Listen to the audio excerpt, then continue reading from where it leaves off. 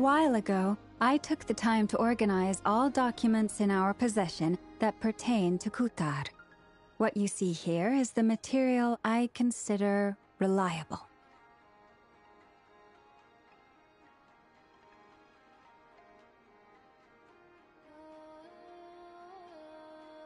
Hmm?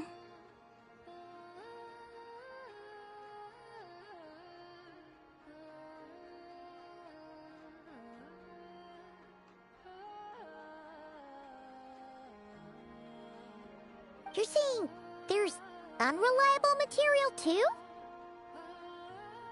Yes. Transmitted through an oral tradition, inevitably some of her stories were mythologized and deified over the years through countless retellings. That's why I organized them into reliable and unreliable.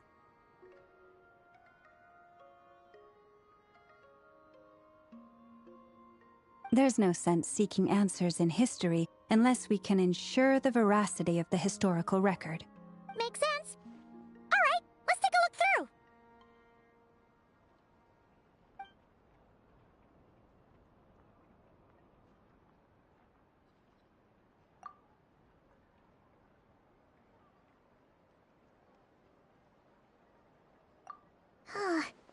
Almost all these records refer to Kutar instead of Columbina. Although neither of those is her real name. Paimon's not sure what point she's trying to make. What we can gather from these records is that the Frostmoon Scions worshipped her as a god, placing impossible expectations upon her. I cannot fault them for their earnest faith, but for all their devotion, worshipping her day in, day out changed nothing. I imagine that none of it resonated with Columbina. It wouldn't surprise me if, even back then, she had already begun to reject the name Kutar and everything it represented. Lama speaks the truth. When I heard them call upon Kutar with hope and expectation in their voices, they may as well have been calling upon somebody else. Well, that's a bit complicated. I looked at the level of detail, perceived authenticity, prose style, and how realistic their portrayal of Kutar seemed to be. Amongst the Frostmoon Scions of today, only I know of her existence, and I alone have spoken to her face to face. As that being said, I have sensed some changes in her lately. Changes? Me? Seems like this is getting us nowhere. For what it's worth, why don't we check the unreliable sources too? Sure.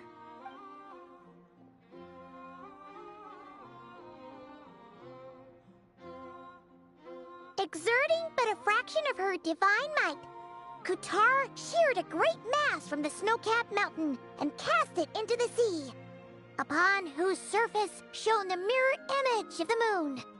Thus was formed the island of Hisi. Yeah, right. That doesn't even begin to pass the sniff test. The 3 moons are not but lies through and through. Only one moon has ever shone for us, and Kutar is her name.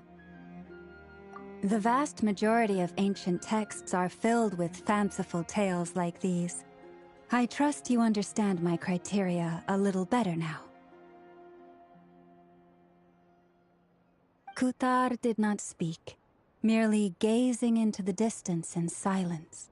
And where her gaze landed, this was her prophecy. Clearly, whoever wrote this text never even met Kutar. Otherwise, they'd know that her eyes are always closed. What about you, Traveler? What are you reading? Come on, let Paimon see. The child wished to build a wooden nest with which to shield a fledgling bird from the cold. But being so young and lacking in strength, the child could not snap the branches from the trees. Kutar was passing by. Upon seeing the child, she summoned forth the Kuhenki, who built a beautiful nest for the child.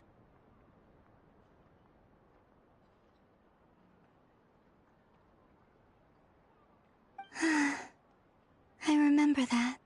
Not knowing the meaning of Kutar's divine intervention, the child dared not to respond, and thus ran home to call their parents. The moon chanter declared the event a miracle and took the nest as a relic, placing it on high for all to see. The child was named as one favored by the goddess, and was greatly respected amongst the people. Yet, no further miracles were bestowed, and this matter was forgotten in but a few years. Huh. Any thoughts after reading that? Yeah, Columbina probably just wanted to join the kid in making nests. Ah. I'd originally considered this a fabrication, because Kutar did not perform any similar actions in subsequent records. But now that I think about it, it does seem like something Columbina would do. It's just that... She didn't know how other people would interpret her actions. She was probably worried about making things difficult for people. And so, she gradually stopped joining in. Yes. Oh, that's so sad.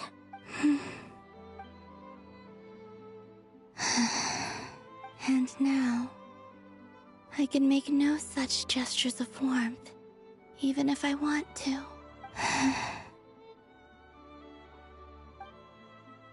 Still no name. That's a bit of a shame. But we did learn some interesting stories. That's gotta count for something.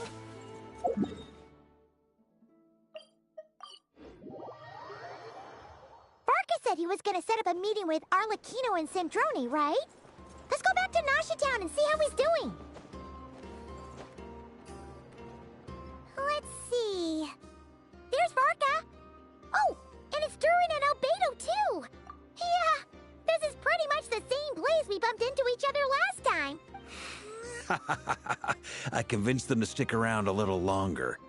We were all waiting on people, so I figured... Ah, so you've been waiting for us? Does this mean that you've already arranged things with the Fatui? Sure does. Now you're back, we can go meet up with them together. How'd your investigation at the Frost Moon Enclave go? Well, we didn't find out Columbina's true name. But apart from that, it went pretty well.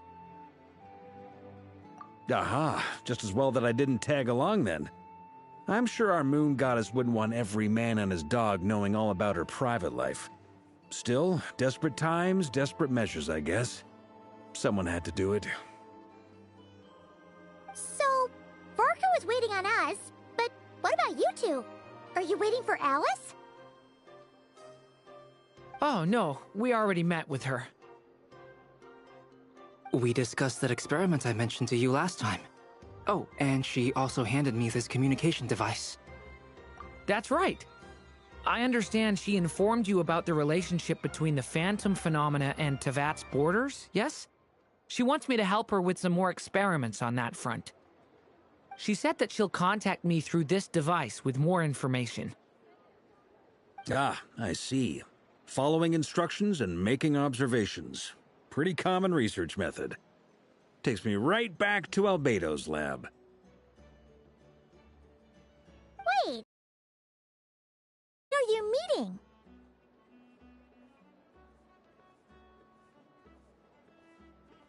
Someone you know.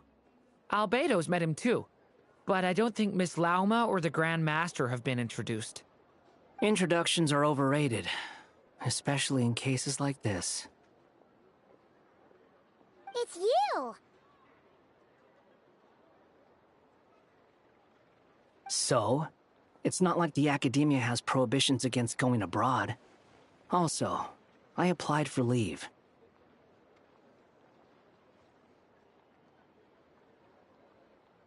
I've been writing to Hat Guy since obtaining a human form.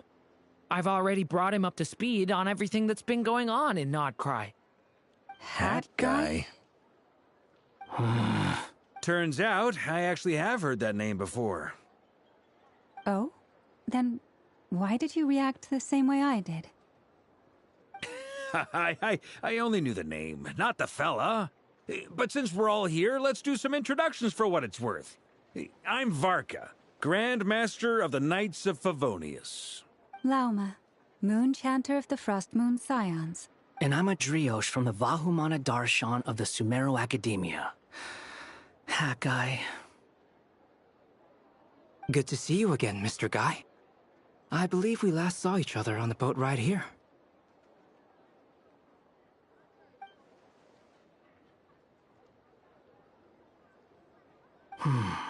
Mind you, the only reason I came here is because there's someone I want to look into. Who's that?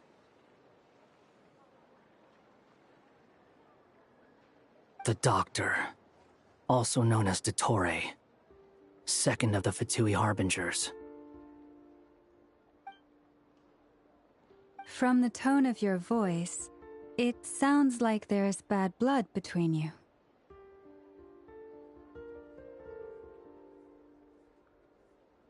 I was reviewing our archives and noticed that a lot of information about him was missing. Left a bad taste in my mouth. That's all there is to it. Dottore, or Zondique, as he was then known, once studied at the Academia, but he got kicked out before he could graduate. So the Harbinger's #2 man is a college dropout? How embarrassing for them. Last we heard, he was planning something. We actually heard that a few times before, even coming to Notcry. But we haven't seen a trace of him since we got here. He only appears when something interests him. For all we know, he might have left already.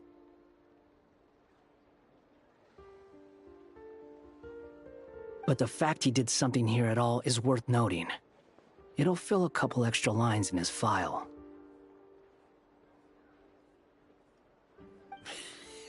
Why does it sound less like a file you're writing and more like a criminal record?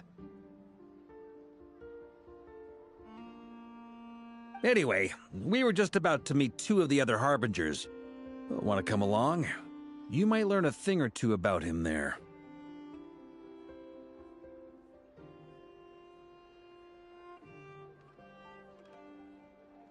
Sure. Even though they're Harbingers, well, they're old acquaintances of ours, so, you know, when you talk to them, try to be...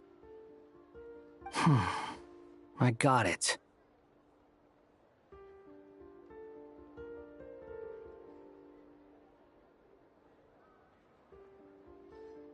The Frost Moon Scion's relations with the Fatui remain tense. Forgive me if I do not attend.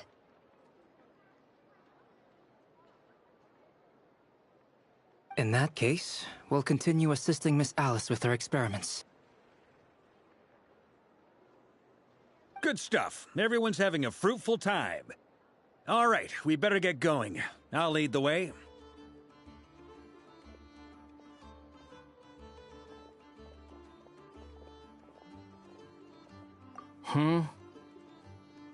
Well, yeah, that's obviously part of it. But I'm not the only one who has a score to settle with him.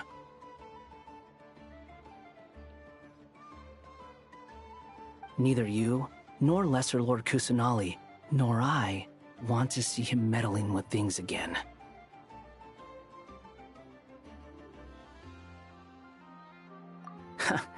What's the hurry? Don't worry. Pigeons always know which way home is.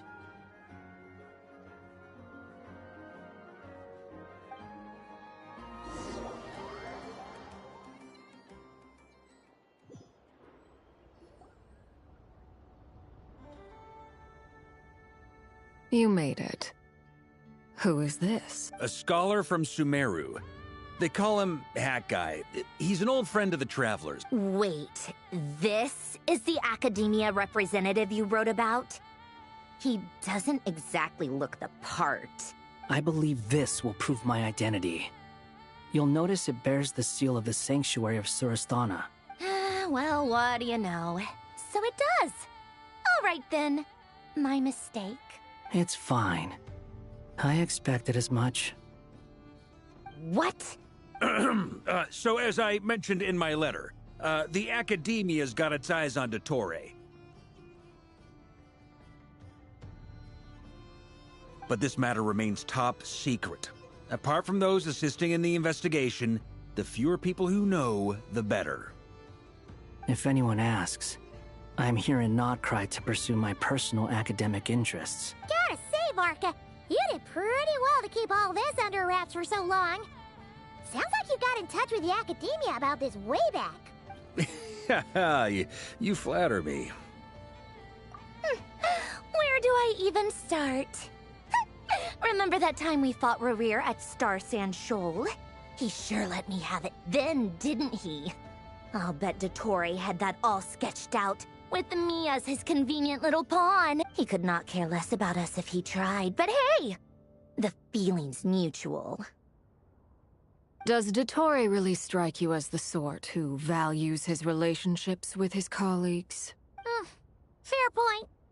Definitely not. Which is why I always keep my guard up whenever he starts making suspicious moves. To that extent, our motivations align. On top of which, I consider you trustworthy people. Now, back on topic. In the wake of the Reikir of Solnari episode, Sandrone and I grew suspicious about Dottore's complete inaction during the entire affair. So we tried to find out what he'd been up to, but unfortunately to no avail. He never lets anyone in on his plans. The more he cares about something, the more secretive he gets. Indeed. Perhaps he believes that by keeping a low profile, he can avoid trouble. But that trick isn't going to work on his colleagues. Yeah, I mean, he's been researching the ancient moon's remnants. And he's been trying to get his paws on the moon marrows. Only an idiot would believe he doesn't have something more planned. With this in mind, I returned to Snezhnaya and relayed my thoughts to Her Majesty the Tsaritsa, entreating her to have him recalled. That's pretty direct. Did the Tsaritsa agree? Yes. I made it abundantly clear that the Fatui's business in Nodcry is almost concluded, and we do not need 3 harbingers in this territory. Her Majesty concurred. Accordingly, Dottore has returned at her orders. I imagine he is continuing with experiments, which no one besides he would ever have any interest in. Common sense might mean nothing to him, but he's not stupid. He knows that no good can come from opposing the Tsaritsa. Smarts alone won't get him all the way. He needs the Rooster's resources and Regrator's Mora, both of which the Tsaritsa can strip from him by waggling a finger. But doesn't he have a track record of publicly following orders while going against them in private? He probably has it down to a fine art by now. Wouldn't put it past him. We worked together on a research project once. Only briefly, but it was enough to show me that we're fundamentally different people. He has no interest in doing things methodically, stage by stage. His thoughts jump all over the place, and the moment his curiosity is satisfied, or he gets the results he wants, he disappears. The only similarity we share is that, once we set our minds on doing something, we will see it done, whatever it takes. Oh, we definitely saw some of that in your battle with Rerir. You got so competitive. Ugh, do not remind me. Then I believe we all concur. Dottore will not simply give up. Fantastic. Now this is turning into a whole day of unpleasant memories. Ugh. Are you talking about the moon marrow stuff? He also strikes me as the kind of person to disregard experimental regulations, ruin all the equipment, and go way over budget. Then leave the first person he can find to deal with the fallout. Exactly. This one time, he was running some high-temperature experiment and the substance exploded. But does he care? No. He orders his subordinates to open the device so he can observe the results, which causes the gas inside to leak out. That gas was poisonous. If I hadn't been there, who knows how many people might have died. And after all that, he left. while I was still cleaning up after his mess. What a waste of time, he said. Waste of time? The nerve! He wasted my time! You've been bottling that up for a while, huh? Hat guy, I must say, you seem awfully familiar with internal Fatui affairs. Especially when it comes to Dottore. Thank you, Lady Harbingers, for providing such valuable information. I have no other questions for now, so I'll be on my way. Wait, what? You're just gonna leave? You're welcome to join if you want. Ugh. Just when Paimon thought he'd finally mellowed out. He makes quite the impression. I'll say. I've met tons of headstrong people, but not many of them would join me in bad-mouthing Dottore. Anyway, back to the main agenda. Barca, you said that Columbina has gone missing? Or rather, disappeared. Yeah. We're working on building a connection between her and this world. The simplest method is to find out her real name. I've actually asked her that question before, but she said she didn't know. Considering our relationship, I doubt she was lying to me. As far as I recall, she was never dispatched by Her Majesty to claim a gnosis or anything like that. The Tsaritsa's plans had long contained a place specifically for her. I always thought that was weird. What could she do that the rest of us couldn't? Knowing what we do now, it's probably something related to Kavaki, right? More than likely. When she first arrived, Columbina would often go to Her Majesty and ask when she could start the task assigned to her. But Her Majesty always gave the same reply. The time has not yet come. So she spent her days in Snezhnaya doing basically nothing. The Tsaritsa has summoned a beautiful blind maiden to be a harbinger, giving her the third seat by virtue only of her enchanting voice. It was a dumb and stupid rumor, but the reality of the situation made it hard to refute. And what happened after that? I imagine she stopped caring. She no longer seemed to care why she had been recruited, and Her Majesty never gave her any missions. So she just continued to sing in the flower garden. For my part, I was busy. So busy, in fact, that watching someone be that idol had me fuming. But still, I got the sense that she had long been used to a life of other people claiming she was needed when she wasn't. I just felt that having a place to stay would cost me something eventually. And so I waited quietly for the day that I would have to pay the price. And on the other end of that spectrum, you had me. Someone once told me that I had the lousiest work and the toughest luck. That's a good way of putting it. I forget who said it, but those words have always stuck with me.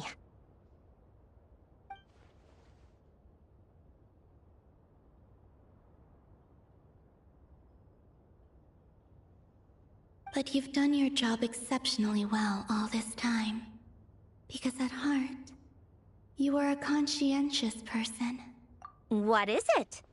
Something come to mind? That makes sense. Nothing screams "you are needed" like your name shouted from across the town. Well, good luck with it. But if you ask me, Columbina is still the most shoutable name. I'm just so used to it now, after all the arguments we've had. I can't be bothered trying to remember another name for her. Nor I. Sandrone. Harlequino.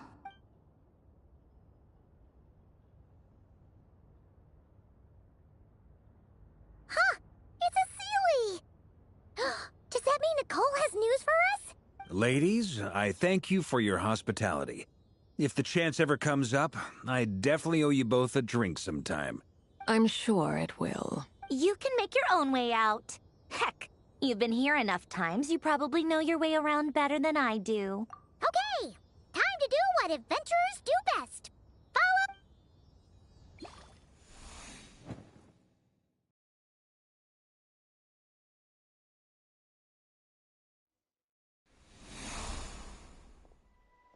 Here you are.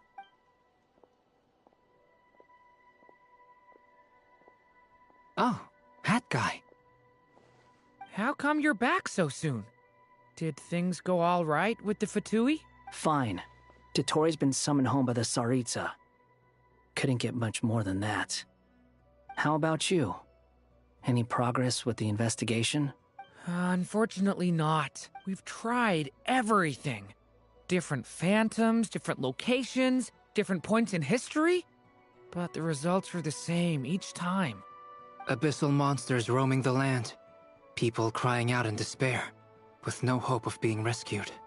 Every time I see it, I can't help but think, is this what it was like in Mondstadt when Dragonspine Durin attacked? And if I fail in the task I've been given, will I create yet another tragedy? That's just meaningless speculation. When we encountered similar phenomena previously, I tried to interfere with those illusions, using sounds and lights to guide them. However, we could not change their fates. At most, we were able to extend their existences. The events of the past are like fate that has been written into Irminsul. There isn't a living thing in Teyvat that can escape its past. But Miss Alice instructed us to try to find ways to change the outcome that these phantoms face. It's an impossible task.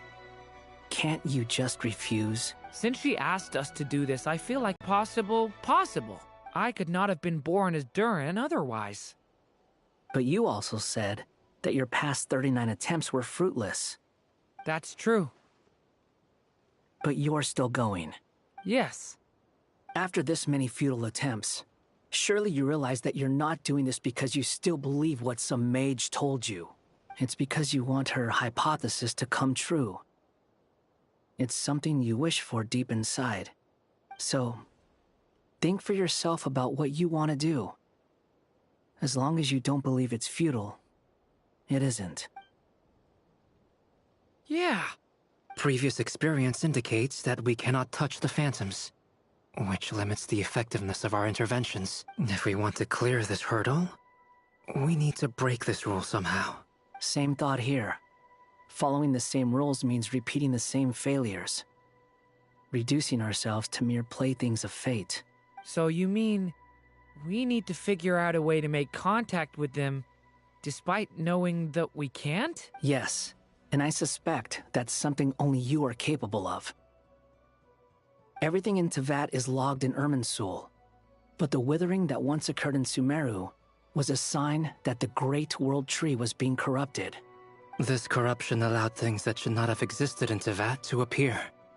This is tantamount to rewriting reality to an extent. You're saying abyssal power might be able to affect those phantoms? No one's ever tried it before. If you're gonna try it, it'll take courage. And you have to be confident that you can control it. Is anyone there? Has anyone seen my daughter?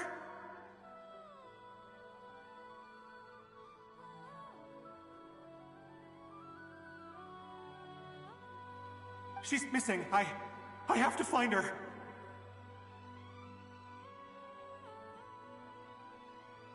I hear someone inside. Spargana? Are you in there? Ah!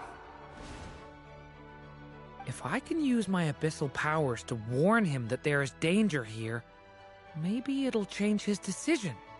Maybe he'll stay away. Yes. The important thing is not the nature of the power, but rather how you use it. To intimidate and obstruct. Sounds about right for the Abyss. Let me try. I should be able to influence that thing.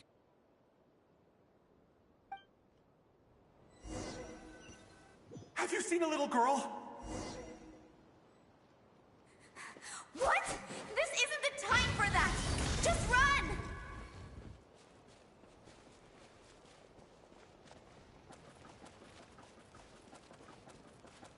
I hear someone inside. Spargana? Are you in there?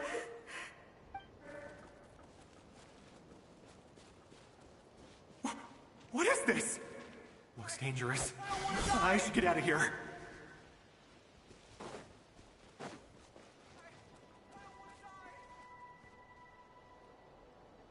He really left. Ha! We did it! Don't celebrate too soon. Follow him. See what he does next. Monsters approaching from the front. You need to stop them and create an opportunity for him to hide.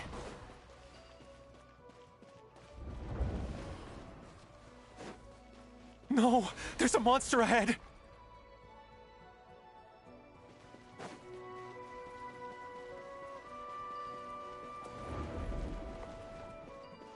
Wait, is that the barrier I saw earlier? Why is it appearing now? It's as if someone's controlling it.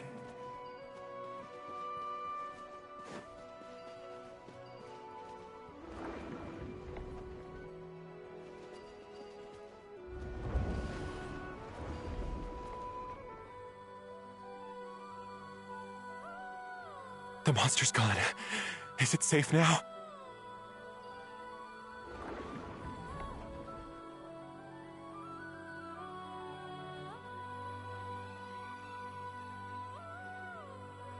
The barrier's gone too. How odd. Anyway, I guess I'll keep going. Quickly, let's keep up.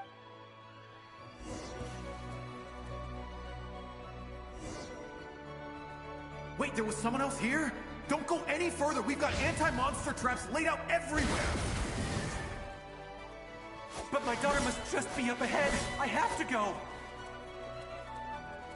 This way's blocked.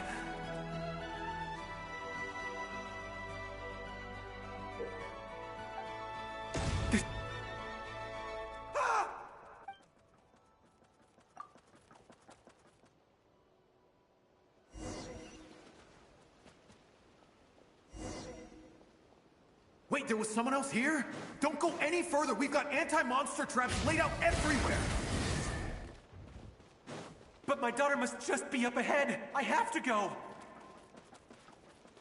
This way's blocked.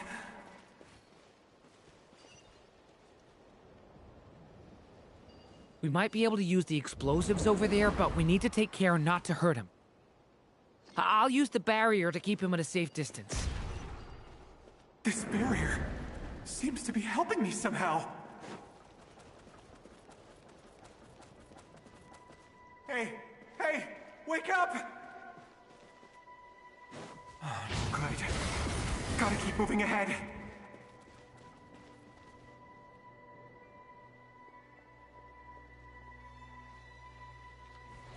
So many monsters! There's still a chance, Durin.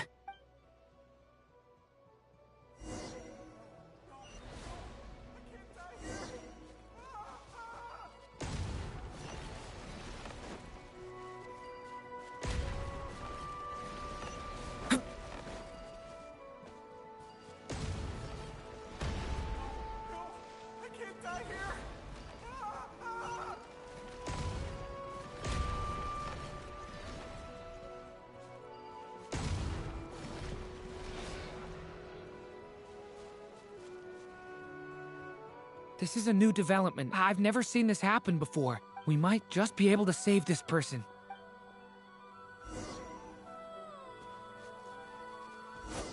Gah!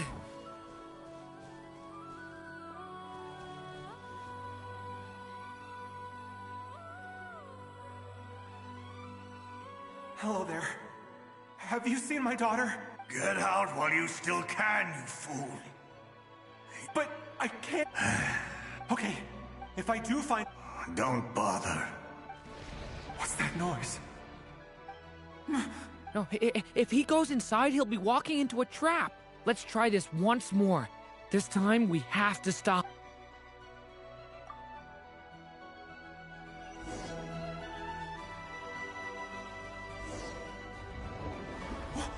Why? How will I know where Spargana's gone like this? You know what? I'll trust this strange barrier. It's gotten me this far after all.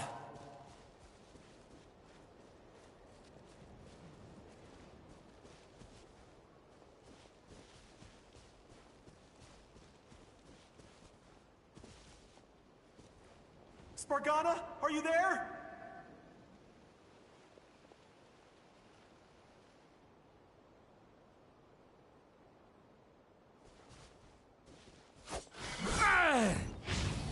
Get back! What? What's this?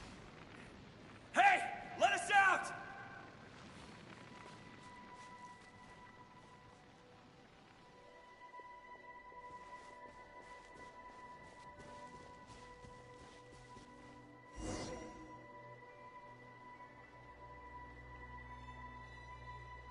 Huh? That's... Oh, thank you. Thank you. Yes, it's one of hers for sure. That's her name on it right there. She left her backpack here. Durin, just like last time. Use the explosives.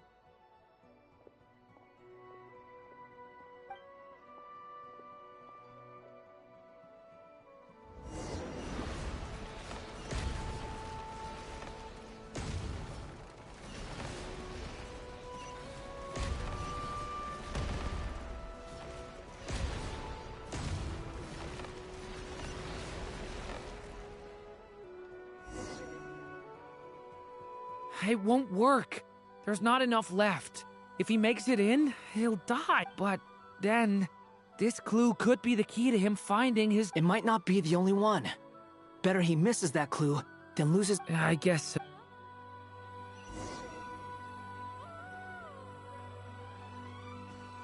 Stop him, Durin. We can't let him get any further in. That's my daughter's book! She's passed this way! Why?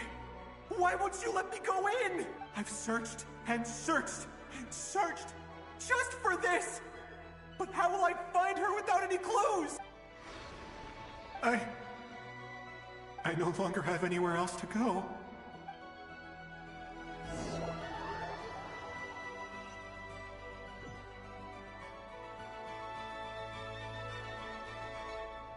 I'm sorry.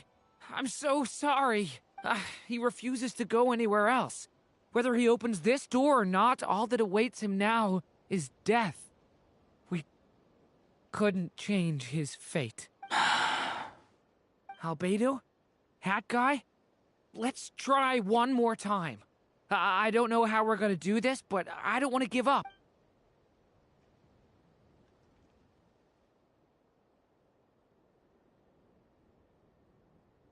Why am I here? What's going on? All these scenes running through my head. Where? Huh? What's... His reactions have changed. How many times have I... What's happening to me? Huh? Wait. Who are you? You can see us now? I feel like I always could, but that I only just realized you were there. I'm sorry, I don't know how to describe what I'm feeling, but you were the ones guiding me using that marked barrier, right? I haven't done anything yet, but those monsters, those deaths, they feel like memories. Like things I really did experience. I won't find my daughter. In fact, I'll ultimately die trying to find her. Isn't that right? Well, no, it isn't. Yes. Even so, we're trying to find a way out of this. You've not seen my daughter either, have you? It seems she really isn't here. I'm sorry we couldn't help you.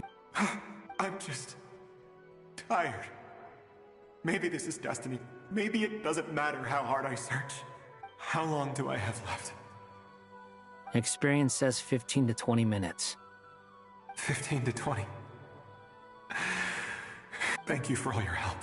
Let's rest a while. You look exhausted too.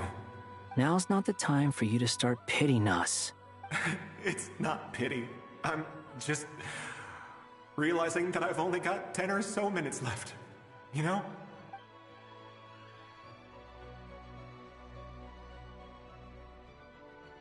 You say you're from Mondstadt, yes? A place with windmills, where people enjoy limitless freedom? And you're from Sumeru, where they've built an academy into a giant tree? Yes. It seems you've never heard of either place. Those names are unknown to me, I'm afraid, yes. Have you heard of Hyperborea? I have, but I heard that it was destroyed in the distant past. I see.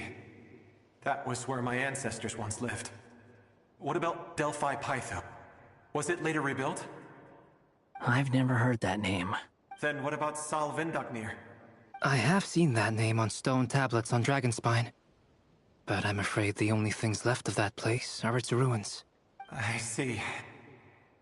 Sure enough, there was no way to turn this around, huh? I'm sorry. I was the one who asked to chat, but it seems like we're too many ages apart.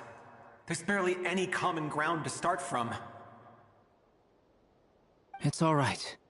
We did hear something new, at least. From how you speak of your lives, things must be going all right for you, I guess. They are. Mondstadt is a place of freedom and happiness. There's a lot of good people in the church and the Knights of Favonius, and even outsiders find that it's an easy place to feel at home. We have festivals a few times a year. Everyone gets together to drink, sing, and be merry.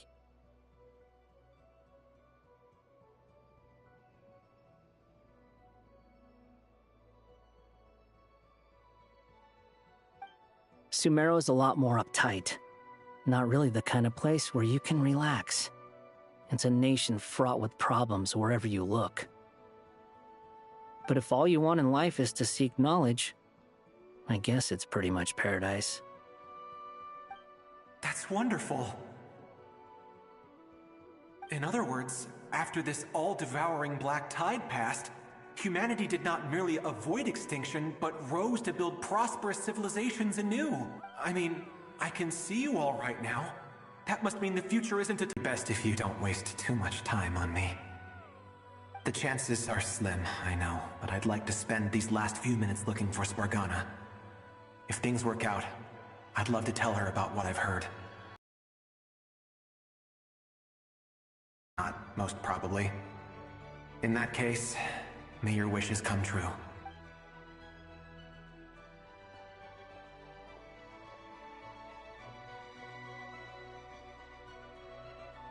He's gone. In a few minutes, he will meet the end that was his to begin with. The ending of this tale did not change, but I believe that we've just made the most progress we have yet. May your wishes come true. If only it were so simple. Hat Guy, could I ask you a question? You've never talked about your past. It seems complicated, and it weighs heavily on you. Would you be willing to tell me about it? I mean, sometimes it's better to get things out in the open. Take that guy we try to help, for instance. At least he said goodbye with a smile, right? I know about Albedo's past. Our experiences are very similar, and he created me. As for you, you're my first friend, and you've witnessed every step I've taken. But by comparison, I know nothing about you. Either way, I mean, we're still best friends. But if I knew more about you, I might understand your thoughts a bit better. I've told you about myself. I'm a student at the academia. And what did you do before that? Prepared for the entrance exam? All right. If you really don't want to talk about it, I won't press you any further. I was a puppet built from the branches of a white tree, using technology left behind by the Conrian schools of mechanical engineering. A white tree? You mean an Irminsul tree? Yes. A branch of Irminsul that was once connected to the main tree. So you had a human creator too? Yeah. But my creator abandoned me after deciding that I was a failure. After that,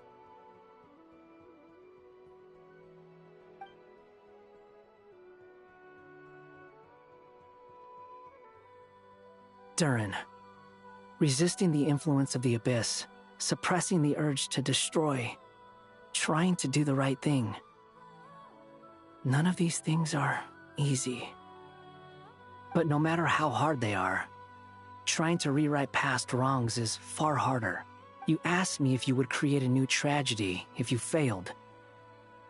I told you there was no point speculating about that, but the real answer is, yes, you absolutely will. That guy.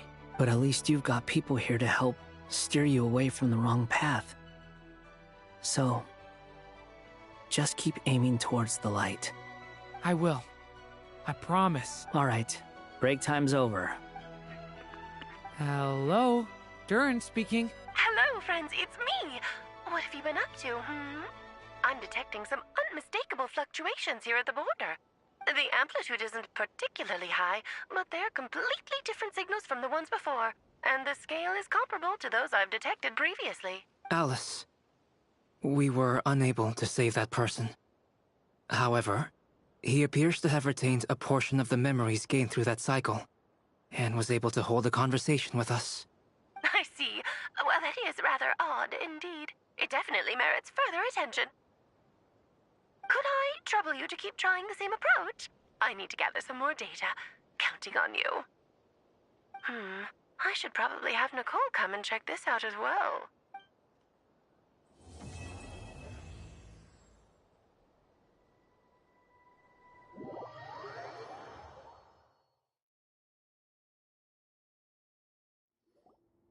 There you are.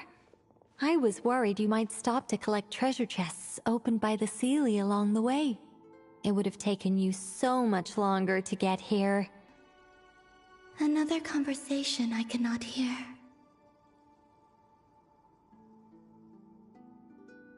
I am delighted to see that you understand what takes priority, and that your adventurer's instinct has not swayed your resolve.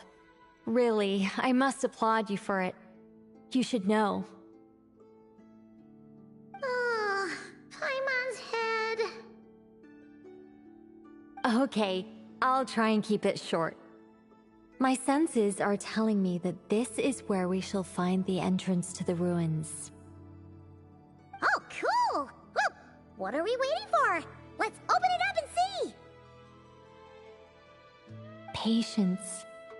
This was a sanctuary of great importance to the Hyperboreans.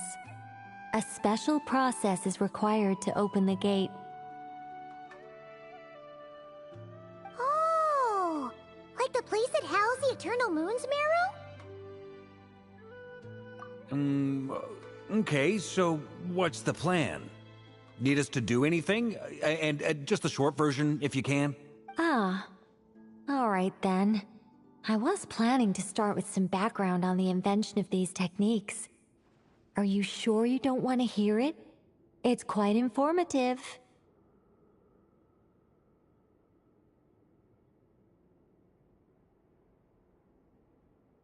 Remember what you were saying about priorities?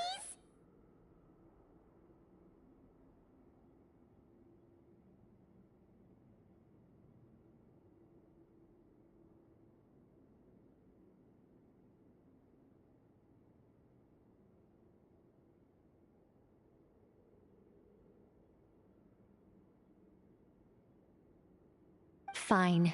Simply put, we need 3 human representatives to successfully undergo a process of Kuvaki resonance. Think of it as a test from the 3 moon goddesses to see if the entrants are qualified, with the most recognizable qualification being Kuvaki. Pretty sure Lauma would ace that test. Oh, wait. But we need 3 people. I also have no doubt that the Moon Chanter would be qualified, but we would need 2 other people with the same constitution. Therefore, the most feasible method is not so much to follow the rules, but to figure out how the test functions and find a workaround.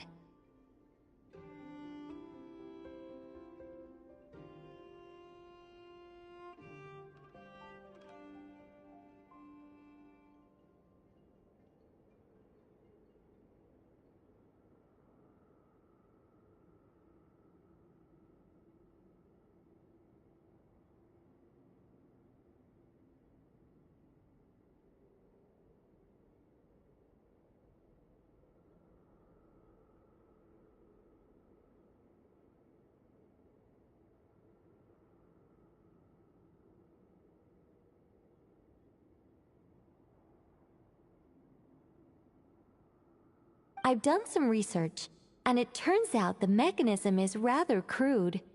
We'll simply need humans to stand before it who have sufficient Kuvaki energy within them.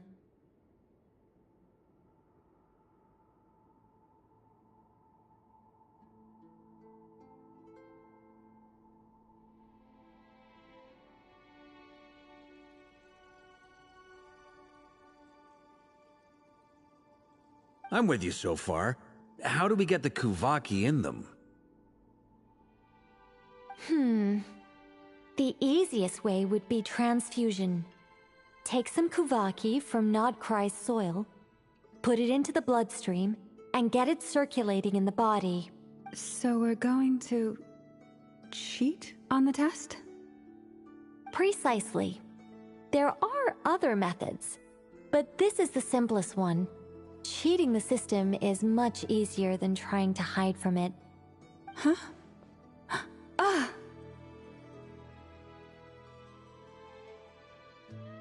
Sorry? Does the idea of cheating upset you, Miss Lauma? No, that's not it. I suddenly had an idea. Oh, what is it? It's about Moon Prayer Night. I figured out a way for Kutar to join in the festivities. Huh? But as Paimon said, we need to have our priorities straight. Let's get back to the test. I'll follow up with Nefer on the festival arrangements. Oh, okay. Anyway, is this really the best method we have?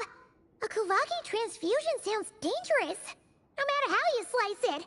If you think that's dangerous, wait till you hear the other methods. I'd be more than happy to go through them if you'd like. There are several. No need, we're good. Let's go with this one. Very well. Kuvaki transfusion it is. Now, I should mention that the risks can be greater or lower depending on individual compatibility. It would be rash to simply infuse the Kuvaki and hope for the best. If the body rejects it, the reaction can be quite severe. The symptoms are similar to another condition that some people living here suffer from, known as congenital Kuvaki sensitivity.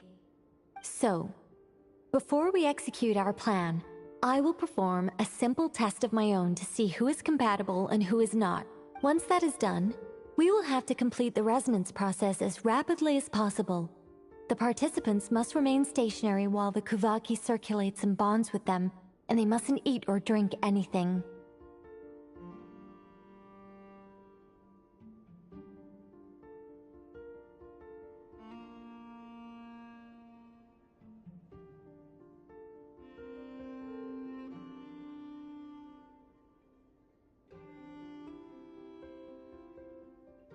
What? No eating or drinking?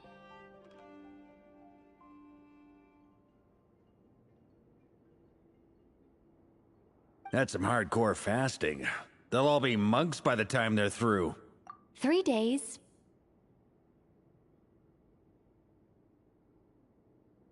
Oh, that's so long! And we still need to find 2 more people who are not just compatible, but also willing to volunteer. Fasting? What are they talking about? Really? Don't you want to think this through? Haha, count me in too. 3 days without food? I can handle that. Miss Nicole has made it clear that this is the easiest way. The way I see it, there's nothing else to discuss. It's time to step up. Yeah, you're right. In that case, Paimon volunteers to be Captain of Logistics.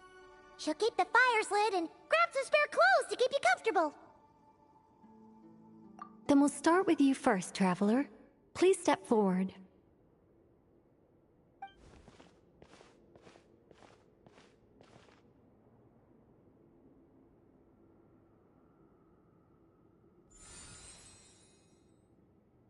How's it going? Do you feel anything? How about now?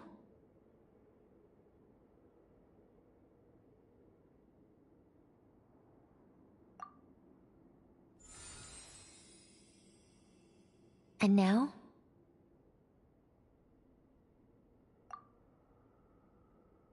Huh. What about now? You guys, it's not a competition, you know. All right, I'm officially impressed. Even as a descender, you can withstand far more than I imagined. It's like I summoned a giant stone titan to arm wrestle you, and your arm hasn't even moved an inch. In my last attempt, I infused 5 times the amount of Kuvaki required. Yes, safe to say, compatibility won't be an issue for you. You're eligible to join. You're next, Mr. Varka. Sure, here goes. All right, I'll start where we left off. 5 times the required Kuvaki dose. Whoa, whoa, whoa, hey, wait a minute. How's it going? Ooh, no, not great. I kind of want to puke. Feels like I've been drinking too much. A few bottles of wine, then a big stein of Dark Horse. Some hard liquor from Liyue mixed in. You think this is funny? I just lost to a young lady in an arm wrestling contest. I'm never gonna live that down. My apologies. I'll lower the concentration and try again. Oh. How's it going now? I'm not as dizzy as last time, but I can still feel it pulsing around. In that case, you wouldn't be an ideal choice, Mr. Varka. Let's try someone else. Okay. Let's go ask some of our other friends.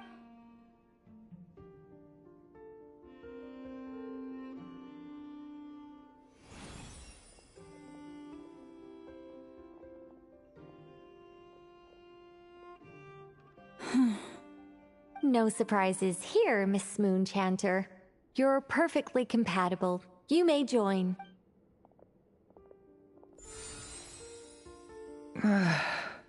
I'm getting a slight headache. Shame. You were so close. Whoa! I'm itching all over! Allergic reaction. We can't have that. Huh? Well, are you gonna start a what? The Hexenzirkel is an organization that cares for and protects children. We will not have them do dangerous things. Not even tests.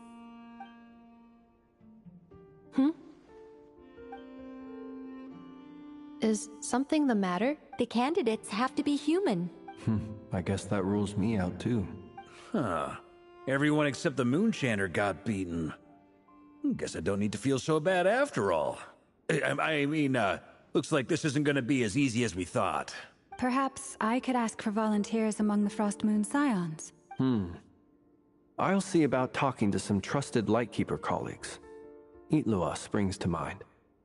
In fact, I think we had some former Frost Moon Scions join our ranks recently. Can you give me the scientific explanation for how the test works? I can probably make some kind of test bot. Then we can just zip through Nasha Town, going up to people and pressing a button to check their status. Wouldn't that be way easier?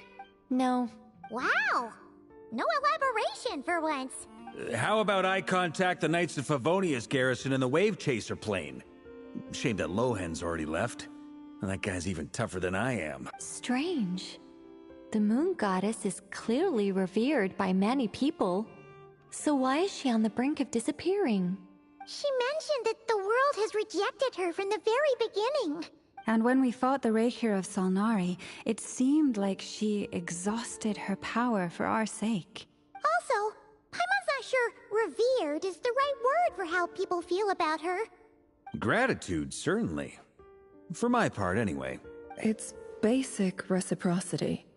She helped us, so she deserves our help in return. Yeah.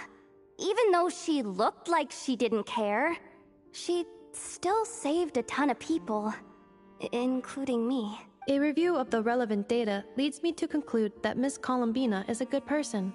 Yep, you bet! They really think so? I'm super surprised that Columbina isn't her actual name, though. I think it really suits her. It's light and graceful and... yeah, just a really pretty name. I know, right? Unfortunately, that's not our decision to make. Columbina. That was the code name the Fatui gave me. But it also came up in the song I heard when I was born.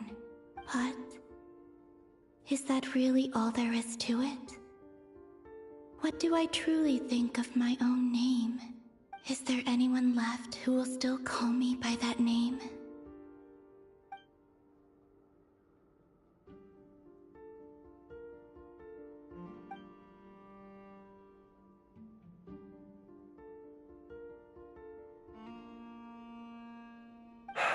Moon Prayer Night is getting closer by the day.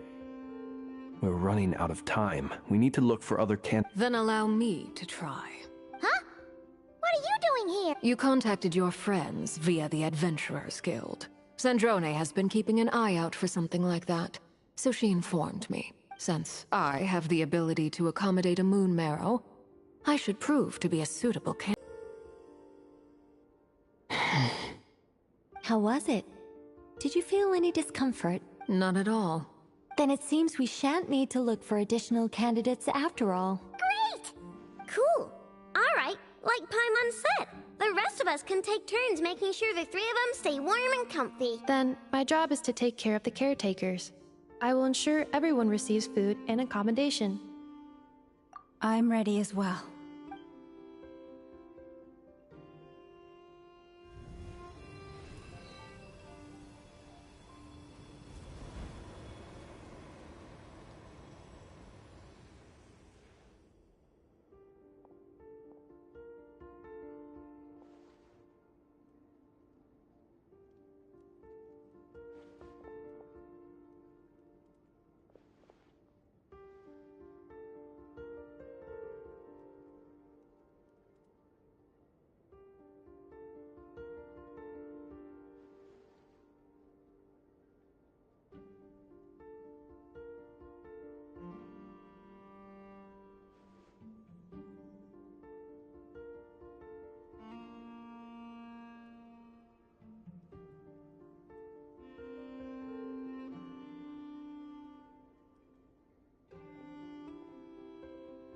The work is done.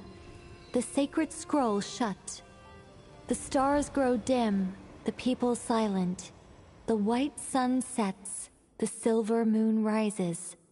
O path to the temple, appear now before us.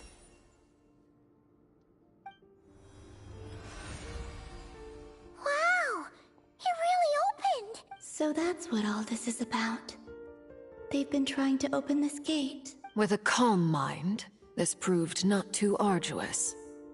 Come, let us enter. It might be best to eat something first. Take care to chew properly and swallow slowly. It will give your body time to readjust to the digestion process. They will head in soon. They will need to enter this gate.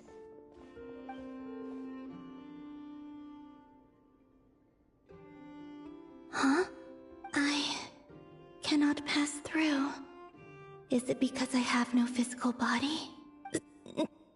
It has been 3 days. My strength has all but completely faded. Can I really hold on until Moon Prayer Night?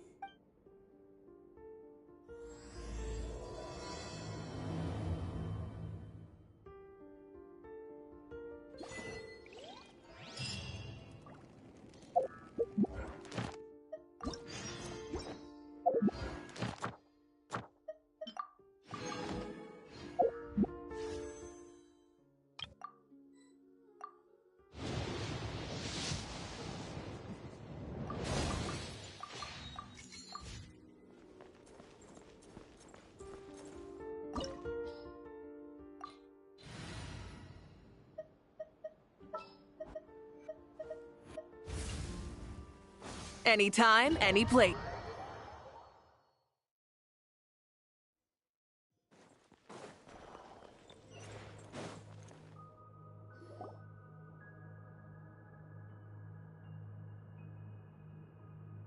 Are these people... Judging by their clothes, they appear to be phantom Hyperboreans from the distant past. That could mean they have some clues about the moon goddess's name, right?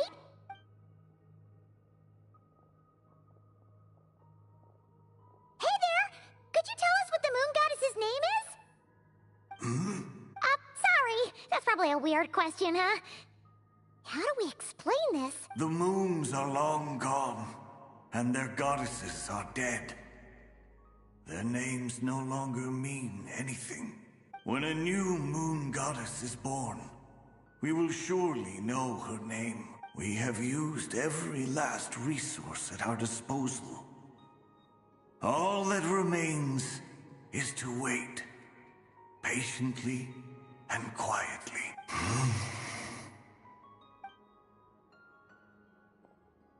Were the people of the past all this devout? It looks like this phantom doesn't intend to converse with us any further.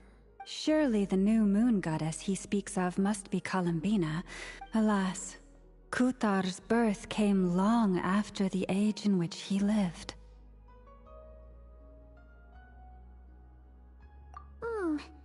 But, maybe if we find a phantom from a more recent age, they might know Columbina's real name. True. Keep an eye out. We should be able to tell which era they're from by the clothes they wear. Yeah, you've been pretty talkative this whole time. What changed? Oh, nothing. I'm fine. You all make good points. When the Hyperboreans speak of moon goddesses, they mean the three from truly ancient times.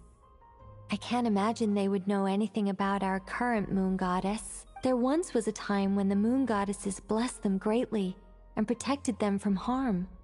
So, when the war between the gods and dragons plunged the world into chaos, it seems they looked once more to the moons for help, praying for a new goddess to be born. Yeah, that checks out. Let's continue on. Who knows what else we may discover?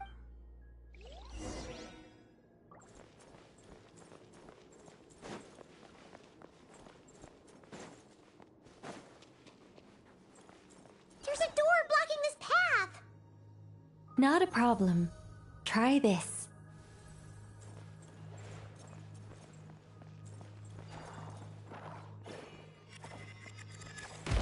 Whoa! How did that door suddenly collapse? This device was maintaining the door's integrity. Is this our destination? Impressive.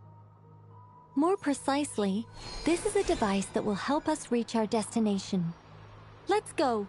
We still have a long distance to cover.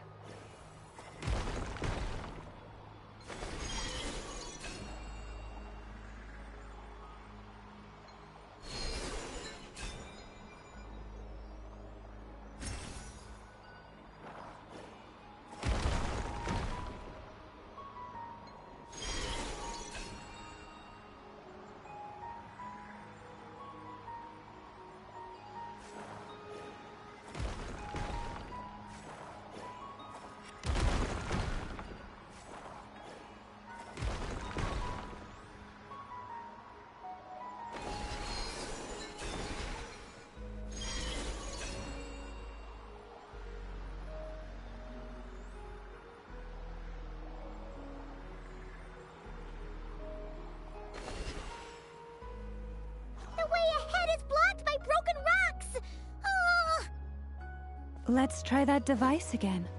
Remember the door from earlier? Huh! So it works in reverse, too! The humans we see are all phantoms, but the monsters are real. What a fascinating place. There'll be plenty of time to admire it later.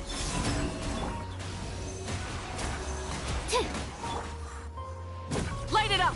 Yeah.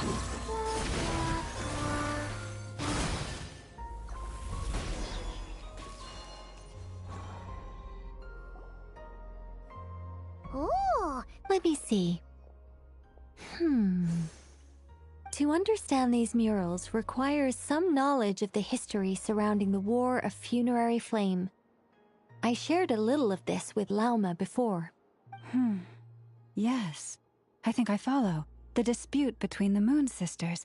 The transformation by Nibelung. Oh no, it's no trouble. I'd be delighted to share the tale again. Alright, right then. Tevat's 3 moons and their goddesses were brought into being by the will of Nibelung, the then ruler of Tevat. But when the heavenly principles came, they changed the world completely, down to its very foundations. The moon goddesses were nowhere near strong enough to challenge this entity. But the heavenly principles did not view them as heretical entities that had to be removed.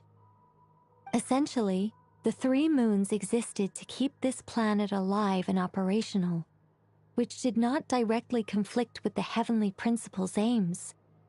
Nevertheless, the inherent precariousness of this arrangement would soon be revealed. Nibelung returned, yes. He did, and thus began the War of Funerary Flame, a battle for dominance between Nibelung and the heavenly principles. Discord would soon emerge between the 3 moon sisters. One would voice the opinion that they should follow Nibelung, for it was he who first hung the moons in the sky. Another would argue that taking sides in the conflict would only bring the world closer to ruin. There was no telling where it would lead. Especially since their creator had returned, bearing the perilous power of the abyss. Nibelung would eventually discover their disloyalty. He had all 3 imprisoned before transforming the moons into weapons with which to fight against the heavenly principles. What? Weapons? Yes. The very moons that had once defended the planet became instruments of death and destruction, striking terror into the hearts of all living things. And although the heavenly principles and the 3 moon sisters had once been at peace, it now seemed that the moons posed an unacceptable threat to Tevat. It is possible that the heavenly principles did not know of the goddess's imprisonment. If so, the weaponization of the moons would surely have been viewed as an intentional breach of the peace agreement. Regardless of who knew what, when, the heavenly principles shattered 2 moons and flung the other beyond the skies. Whether the goddesses managed to escape Nibelung's captivity after his fall, nobody knows. But this much is certain. From that day on, the moons no longer belonged to Tevat. The rejection slowly drained their power until eventually they passed away. So that's the full story. You say the moon ceased belonging to Tevat from then on. Why then would Columbina be born here? That is perhaps due to the lingering connection between the Frost Moon, which was not shattered, and this world. You could see it as the 3 sisters' dying wish. They never desired war. All they ever wished for was to protect this land. I see. If the final fate of the 3 goddesses is as you say, then Columbina faces the same grave danger. Our investigation has yet to bear fruit. We must hurry. Yeah, you're right. Let's keep going.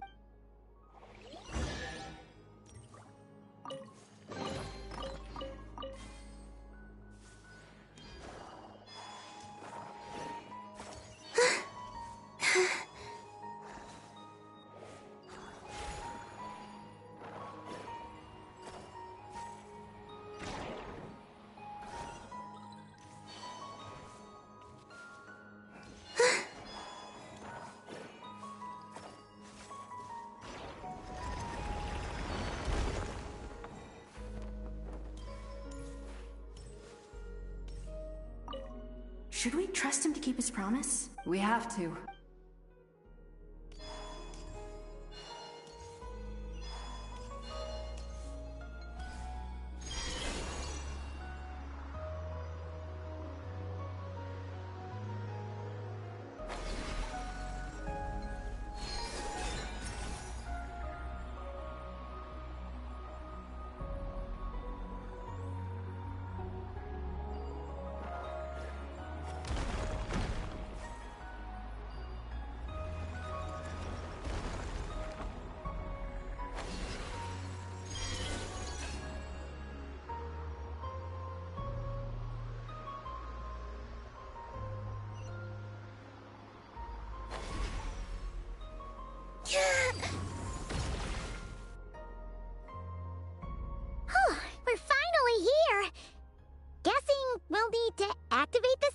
Indeed.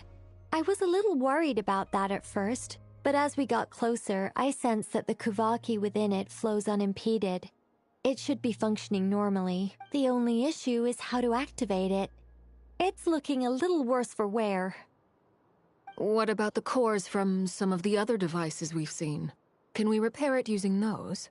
In all likelihood, yes. I imagine that would have been the Hyperborean's backup plan. Let's look for some cores.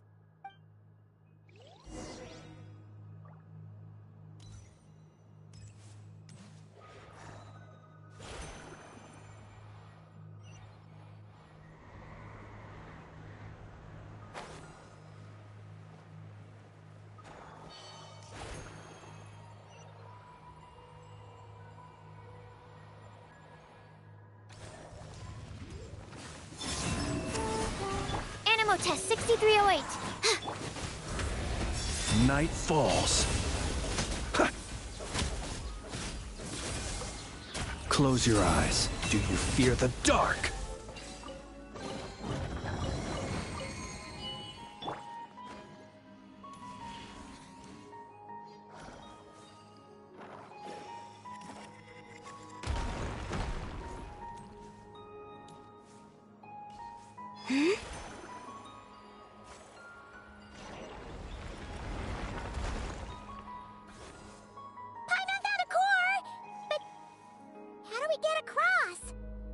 Walk up, then jump down.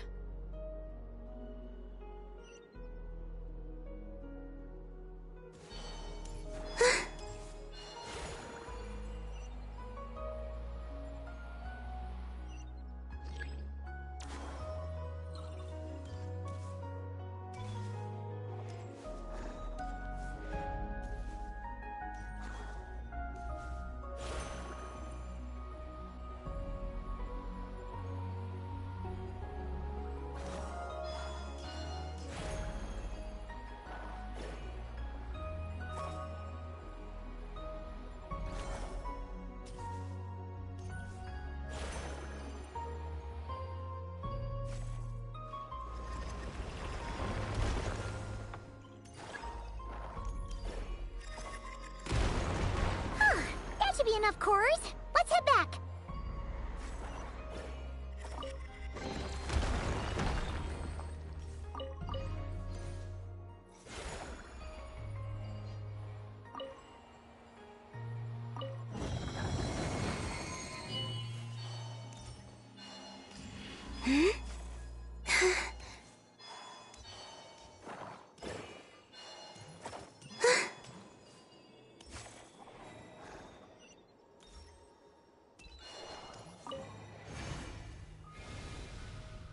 The device is up and running. It's hard to believe that the ancients were capable of constructing such things. Paimon sees our destination! It's right up ahead! Yes, let's go.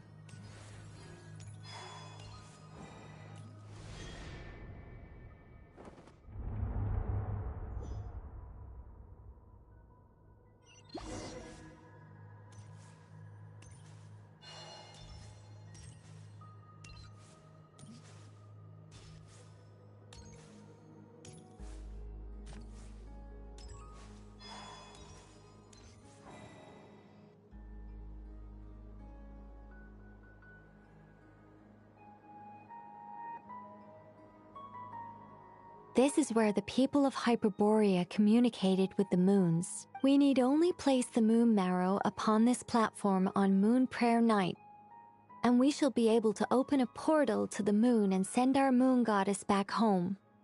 The assumption being, of course, that we can find her first. That's right. You want to know if it's safe there, don't you? And yet, she has no choice but to return. You know this. That's not the only issue here. This is the end of the line, right? We've explored everything we can, and despite looking at historical artwork and talking to people from Hyperborean times, we're still no closer to learning Columbina's name. If it's not too much trouble, could you tell me exactly what Alice said to you about finding her name? Oh, sure. What she said was, Then your first job is to find it. As a moon goddess, I'm sure she must have a name she identifies with. Neither Columbina nor Kutar is her true name, and she's never really accepted either of them. Is it not also possible that she has never had a true name?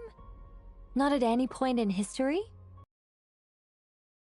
That would be a hard pill to swallow. But at this point, we may have to accept that that is the truth. No one knows how she came into being, and she certainly doesn't have parents in any sense that we're aware of. Perhaps she was never granted a name at all. But does that mean there's no way to get Columbina back? She's just gonna disappear and there's nothing we can do about it? Huh? Wait, why all this pessimism? Was it the way I phrased this question? You all seem to be taking this in completely the wrong way. Well, just because she's never had a real name in the past doesn't mean she can't have one now. What? Think about what Alice said again. She never once said that you'd have to find a new name, did she? Are you saying what I think you're saying? Yes. Names are anchors that connect us to the world. If she doesn't have one already, then all we have to do is create one.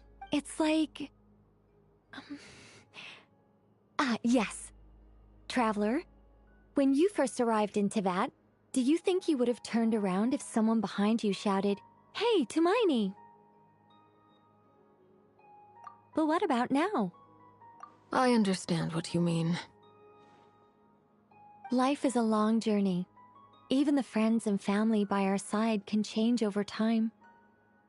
When people call you by different names, what matters isn't so much the words themselves, but what they symbolize. And of course, whether that resonates with you. Lumine. So, close your eyes and picture the moon goddess in your mind. If you were to call out to her in this moment, what would you say? Columbina. Columbina. Paimon would call her Columbina too. Well, she has long forsaken everything that Kutar represents. I think from now on I should call her Columbina too. Well, it sounds to me like you found your answer. Are you sure? Is it really that simple?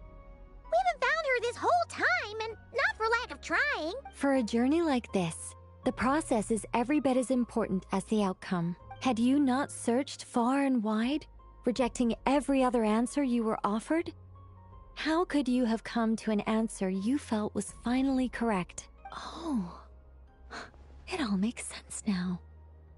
This has Alice's fingerprints all over it.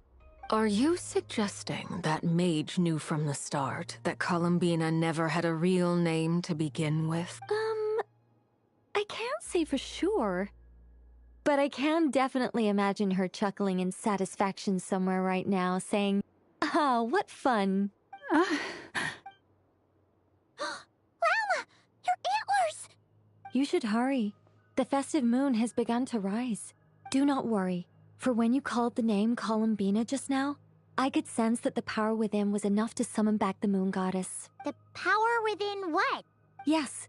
So, the thing is... What's wrong now? This is so annoying. I really want to explain how that whole thing works.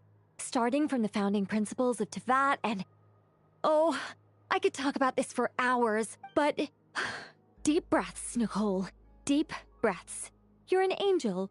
A sober, sensible, solemn angel who has her priorities straight. Okay then. Sorry for asking.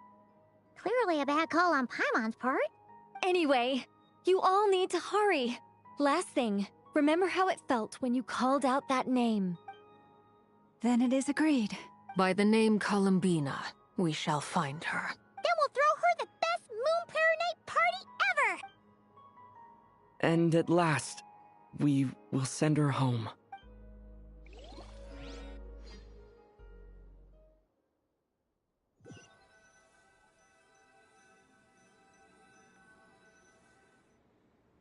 I can barely move anymore.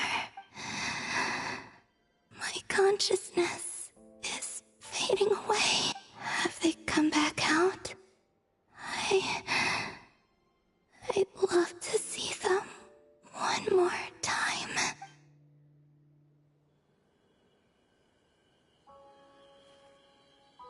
They didn't make it.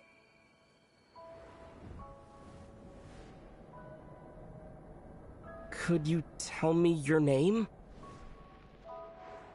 My name is... Columbina!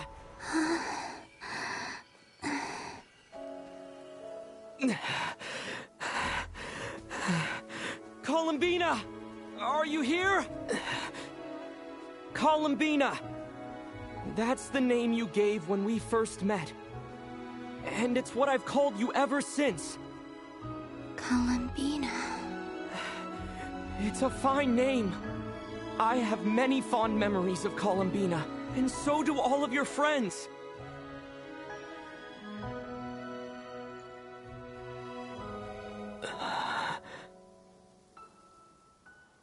If you like this name...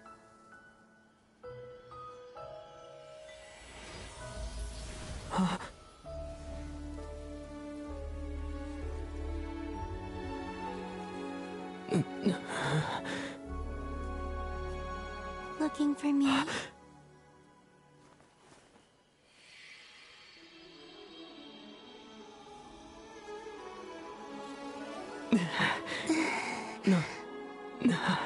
like it. You can carry on using it.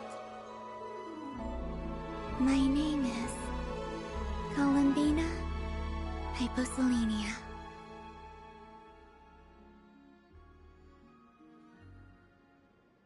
Columbina Hyposelenia. That's a wonderful name. I never thought that Columbina would become my real name, but after I met you and my other friends, the things that this name stood for slowly began to change. It went from being a Fatui code name to something my friends call me.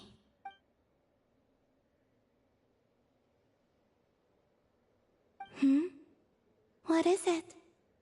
Why aren't you saying anything? I'm just so happy for you. Thank you. So, where's everyone else? We can go and meet them very soon. Everyone went to different places to try calling your name. Great. I'd like to thank them as well. Everyone's done so much for me. Searching for my name, entering those ancient ruins. Huh? Wait, so you were... Yes, I was there. Not physically, but my consciousness was still holding on. I followed you the whole way. Starting from when? You turned around and called out my name while you were in Nasha Town. Do you remember?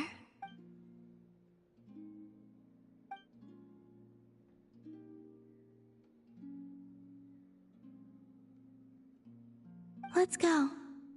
We don't want to keep them waiting. Sure. But... Before that... Could you call my name one more time? Sure. Come with me, Columbina Hyposelenia.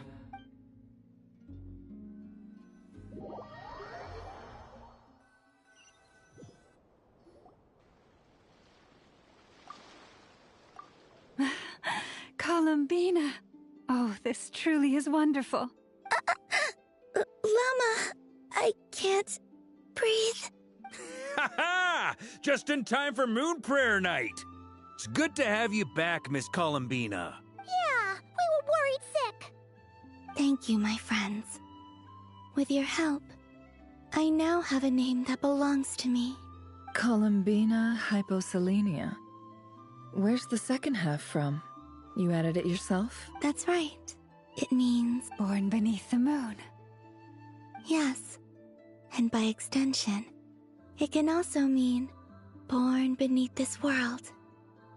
A fine name. Now, as much as it pains me to interrupt this beautiful reunion, I feel obliged to remind you that the Moon Prayer Night celebrations in Nasha Town have already begun. Don't you want to enjoy the festivities? There's so much to see and do. And some of the ambient lighting and entertainments were sponsored by the kind souls in the Hexen Circle. Nicole?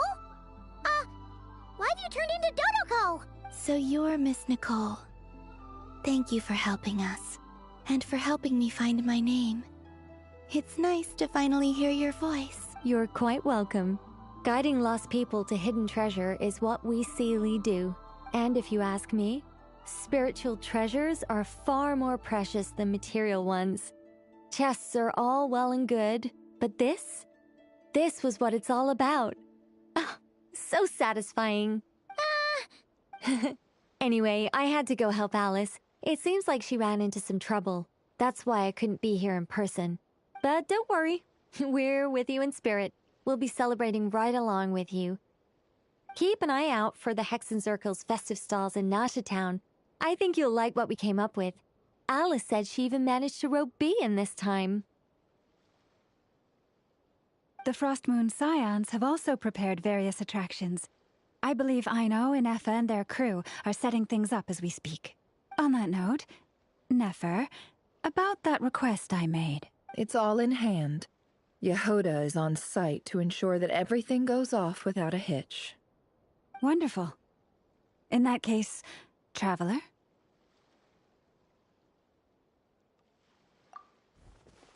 Huh?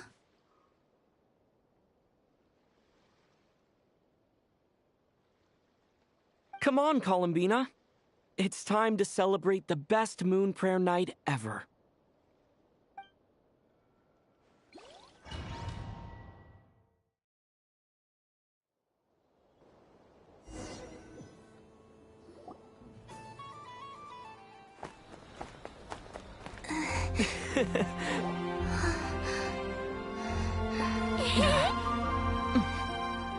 Hey, young lady.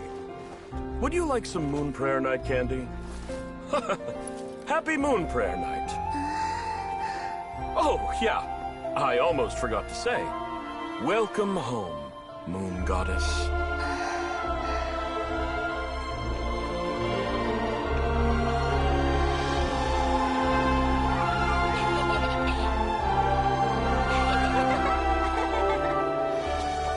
Welcome home, Moon Goddess. Welcome home, Moon Goddess. Welcome home, Moon Goddess. Turning Nasha Town into her home is a festive gift. A rather brilliant idea. Perhaps this is what Nodcry, Columbina's home, should have been like all along.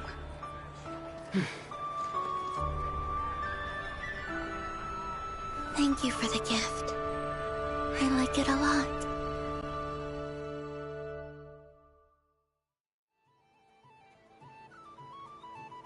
This feels like the surprise of my life. I do.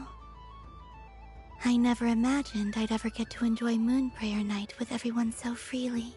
If you're happy, we're happy. Quite a strategy you came up with. Hide the tree in the forest. It's not your usual style, Lauma. Is there something about Moon Prayer Night that enhances what's in your head as well as the antlers on top? Apparently so. It even inspired a perennial penny pincher to use their resources for a greater cause. It truly is a magical festival. I see it now. This bickering is actually a sign of a strong relationship. Huh? What's everyone doing here? Oh, Miss Columbina, you're back. Yes, I'm fine now. Thanks for your concern. How's your progress with Alice's assignment? Very well indeed. I've never heard her sound so excited. Not like this. This time her excitement seems more serious. Seems like she's had a major breakthrough. She said she'll contact us once she knows more. In the meantime, we're free to relax and have some fun. Enjoy the time off while it lasts. I have a feeling that our next task won't be so simple.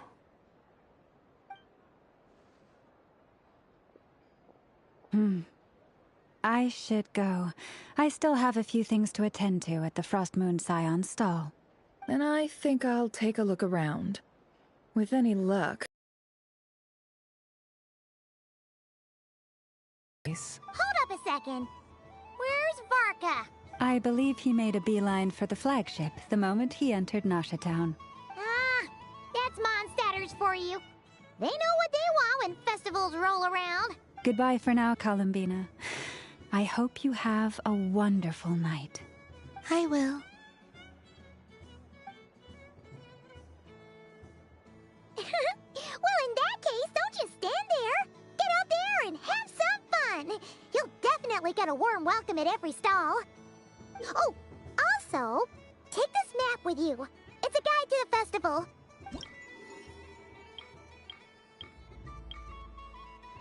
The Frost Moon Scion stall is over here. Lauma's invited a whole bunch of cute animals to celebrate too. Over there is the Hexenzirkel section. Ow! Oh, and then there's the Nasha Town local specialties, including... Thank you.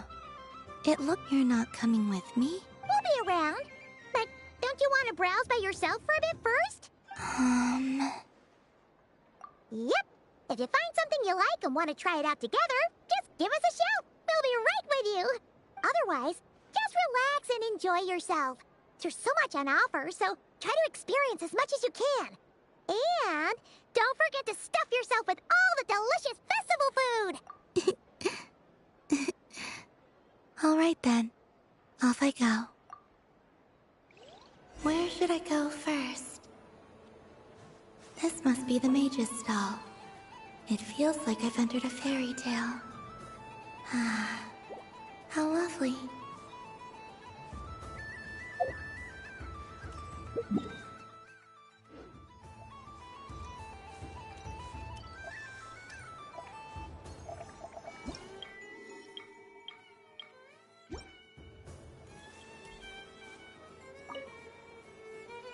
Welcome home, Moon Goddess.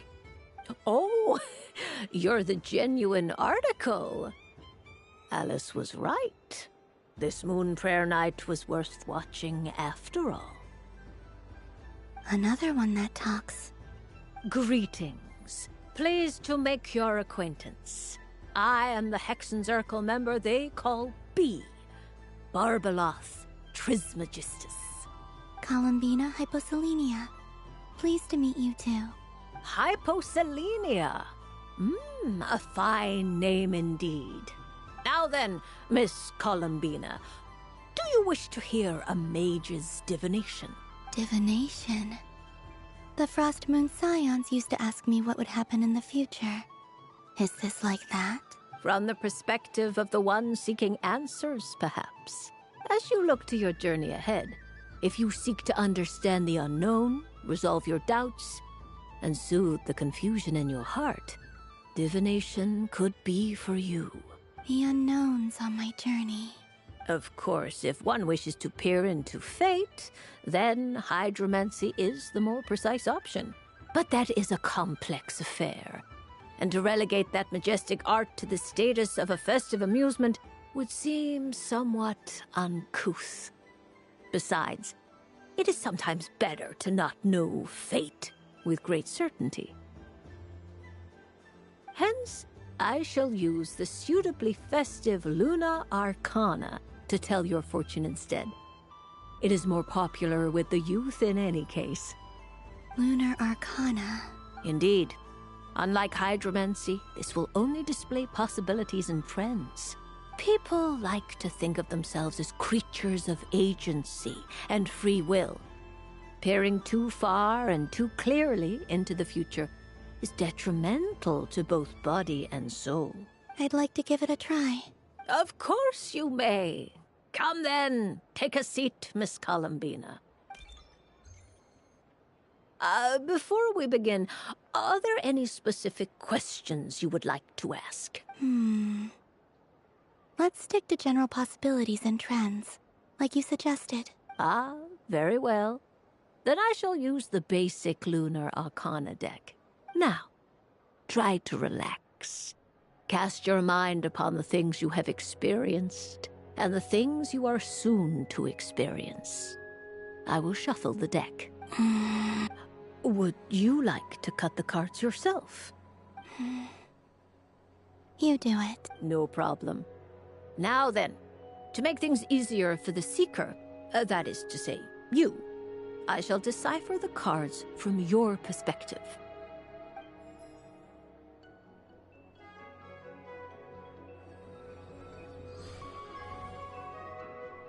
Please, draw the first Lunar Arcana. This represents destiny and is the foundation for the divination as a whole. Now, draw your second. And now the third Arcana. This is the present. Finally, the last card. This shall speak of the future, which... Oh. Kuvaki Pulse? Fascinating. I've never encountered this before in my role as a diviner. Something has exerted an influence upon this card, causing it to leave its designated position. What do you make of this, Miss Columbina? Perhaps this is the guiding hand of fate in action. Of course, if you wish, you can choose to deny the validity.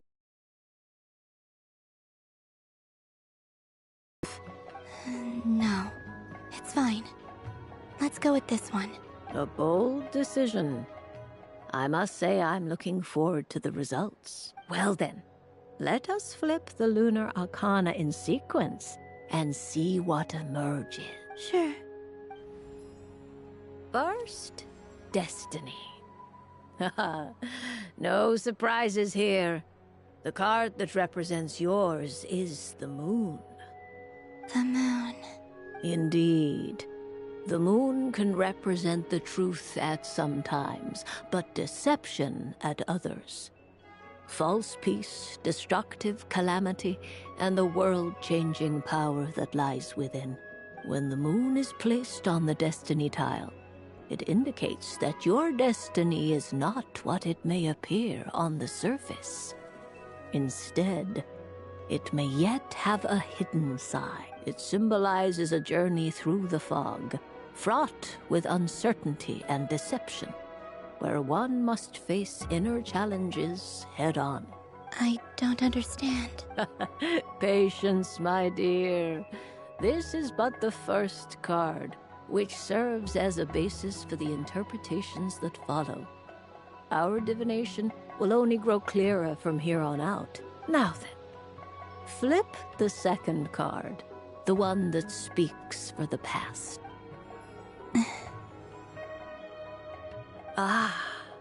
The Hermit, but inverted. Inverted? Yes. The Hermit symbolizes solitude, introspection, and the pursuit of truth. When inverted, it represents isolation, truth out of reach, and a path that leads one astray. Combined with the moon as one's destiny, the Hermit inverted represents a choice you made to stand alone in the past. It was a choice made not out of fear or arrogance, but for reasons that others could not perceive. You fumbled through the darkness without a guide, but you did not find your way. Rather, you went astray. More than once, it would seem. Is this about how I became Kutar despite not wishing to become a god? And how I joined the Fatui because I yearned for a place to belong? I suspect only you know the answer to this question. All is not lost. The past is in the past, and so it shall remain. Shall we look into the present now? Oh my. The Lovers. One of the most interesting Lunar Arcana. What does this one mean? This means that you have had an unprecedented emotional experience. The joy of finding your soul becoming intertwined with that of another. A precious and wonderful thing indeed. It's true. I've made a lot of friends recently, and they are very good to me. I like them a lot. That sounds lovely. I am most delighted for you. The lovers can also represent important decisions, perhaps related to a parting of ways. Now, if I were to guess... Yes. My return to the moon. I understand. Parting with friends is never easy, Columbina. But rest assured, this is not the end of your journey. There is always another story waiting to be told. The future always lies ahead. The future? Well now, it's finally time to flip this most mysterious of cards. Why did it appear? And what does it wish to tell you? I'm ready. Very well. Flip this card and see... Oh.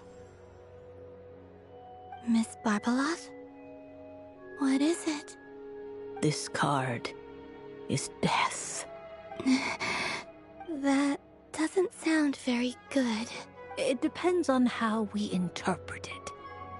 It is true that it can represent an agonizing death, a complete and utter end, but at the same time, it can also represent rebirth. Do not forget that your destiny card is the moon. That lends your future many different potential meanings.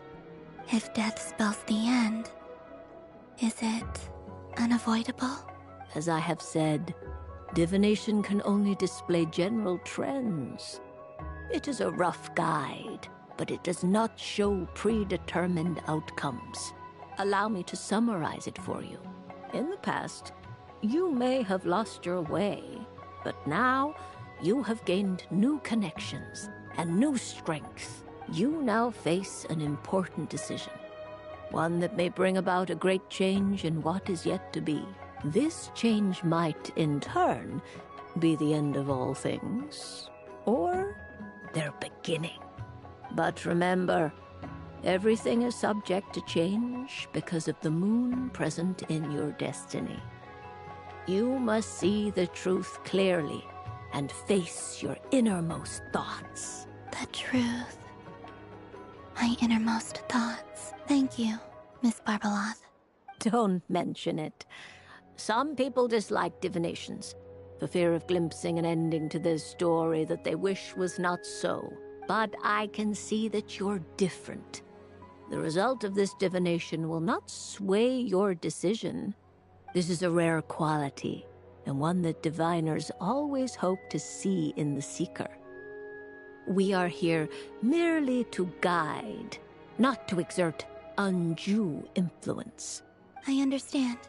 Go then and illuminate your future, Miss Columbina. The moonlight that shines from you now is most captivating.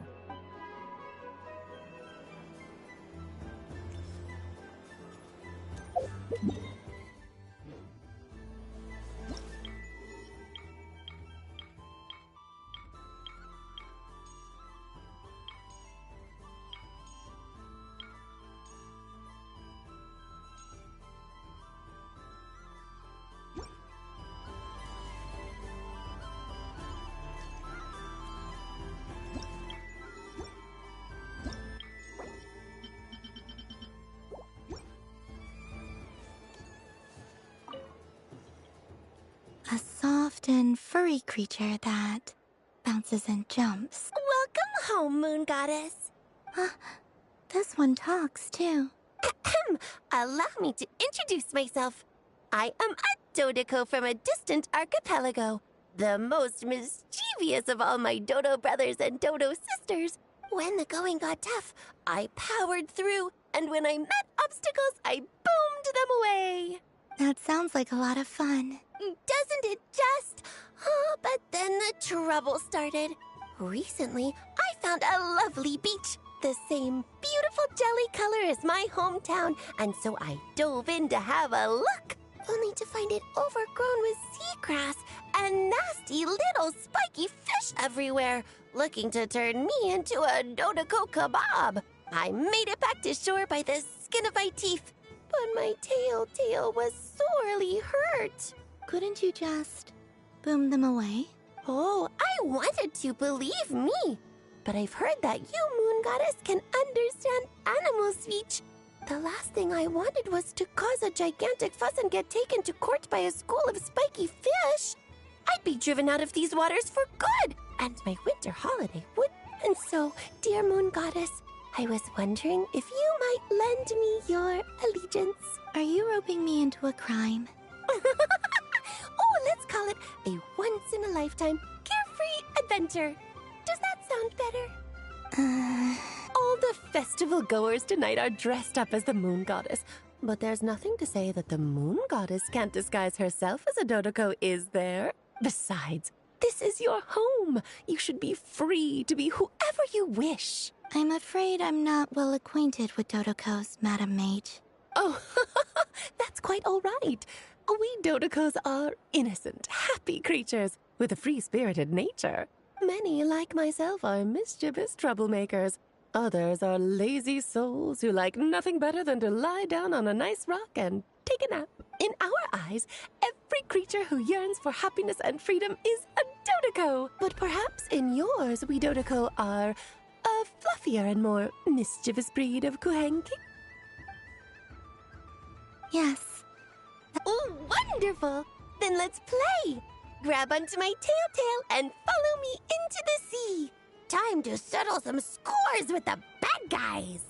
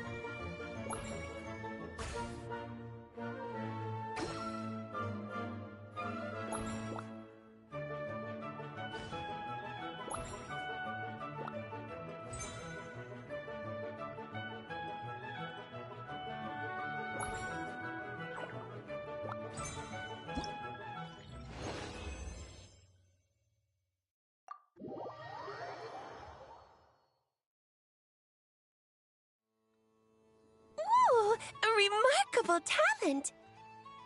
So, what do you make of it? The use of Jumpy Dumpties doesn't come as naturally to me as Kuvaki, but their unpredictability makes it fun.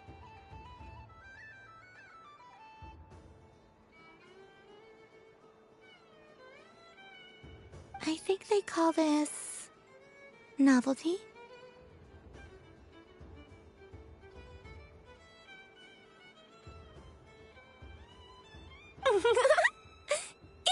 Indeed! And how did it feel blowing those pesky nuisances away? Not bad. Any guilt? What do you mean?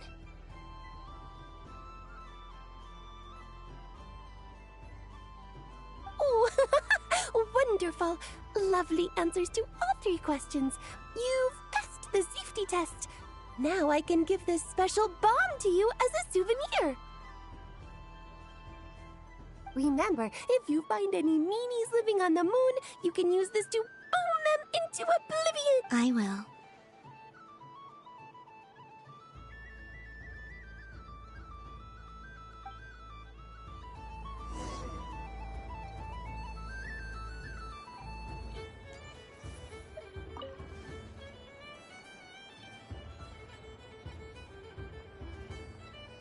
I wouldn't say it's unfair, exactly.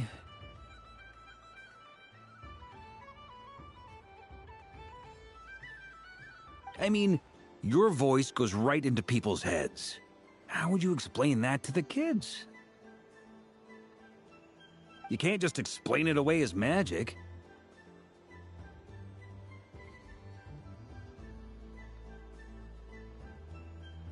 Is something the matter?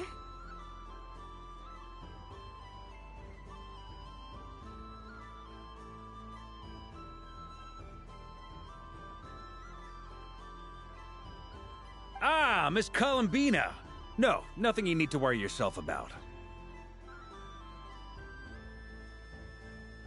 Ah, impeccable timing. Stick around for a second, Miss Columbina.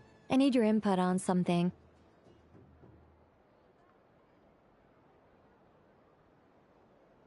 This self-proclaimed Knight of Justice has yet to give me a satisfactory answer.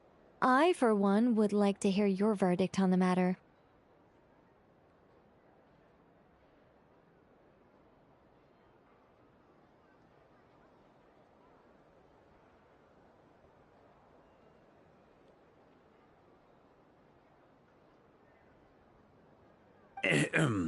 Hey, now, I left the flagship just to help you out, Miss Nicole. What's going on?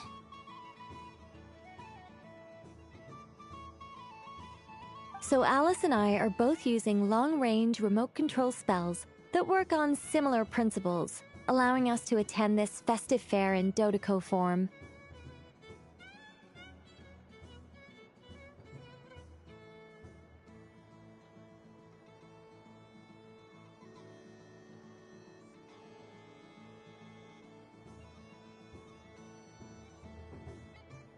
Sorry, let me backtrack a little. While similar, there are some key differences.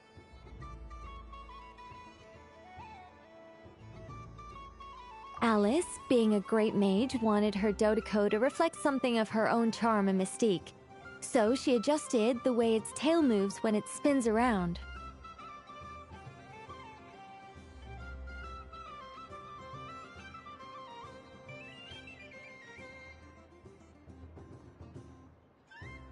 An entirely gratuitous move, in my opinion. I hardly see how anyone is going to notice that. If anything, I'd say that I only say this to emphasize that my question has nothing to do with tails. Your voice speaks directly into people's minds. See? Exactly what I said.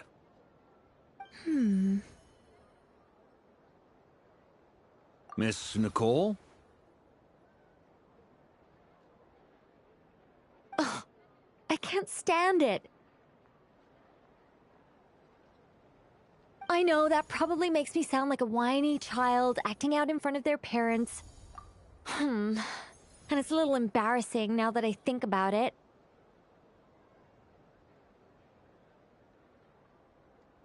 But hey, I've said it now, I can't take it back. That would be even more embarrassing.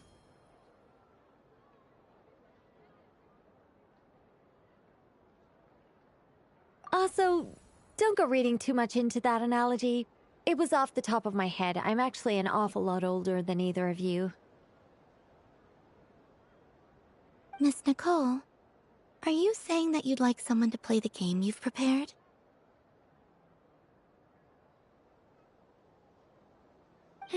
I'm not so invested in that. It's just something cobbled together using items I borrowed from Alice. She probably didn't even make them herself. The point is, I want to know everyone's thoughts after they receive their prizes. But as you've said, I can't just ask. I've been biting my lip for so long, and I've had no one to vent my frustrations on. I thought this was going to be a nice, straightforward festival where I'd get the chance to guide people to treasure. Well, can I play? I can't guarantee that I'll win a prize, but...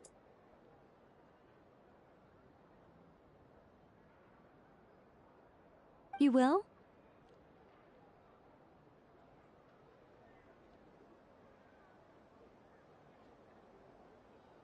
I'd like to try.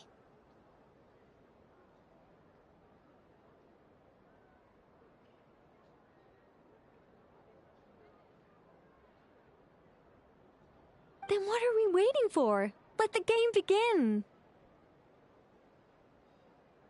It's like they forgot I was ever here. Ha!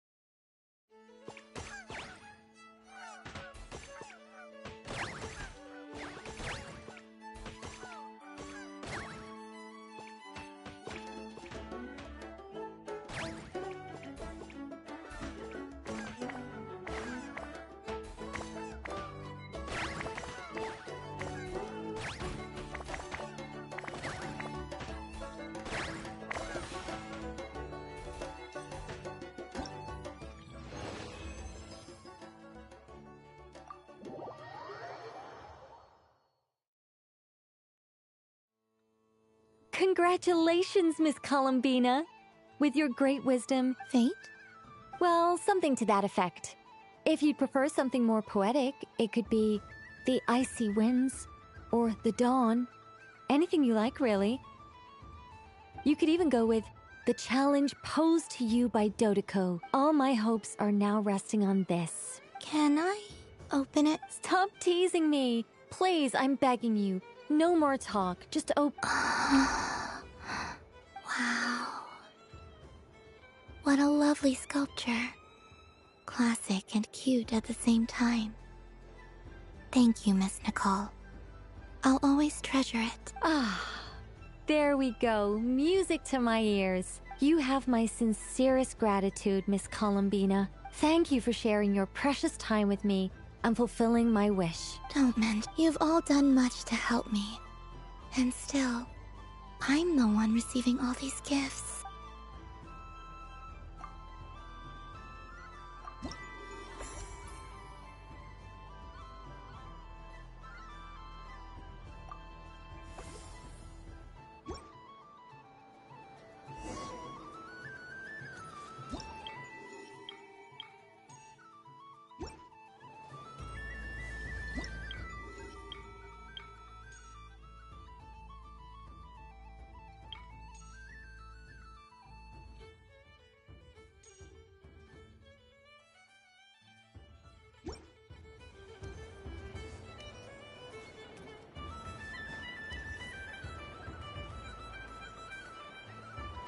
Dodeko's whirligig! Come check out Dodoko's Whirligig! Ah, welcome home, Moon Goddess. Might I ask what this is? Ah, it's a very special amusement sponsored by the great mage herself. Ride on a soft and furry Dodoko and embark on an unforgettable adventure.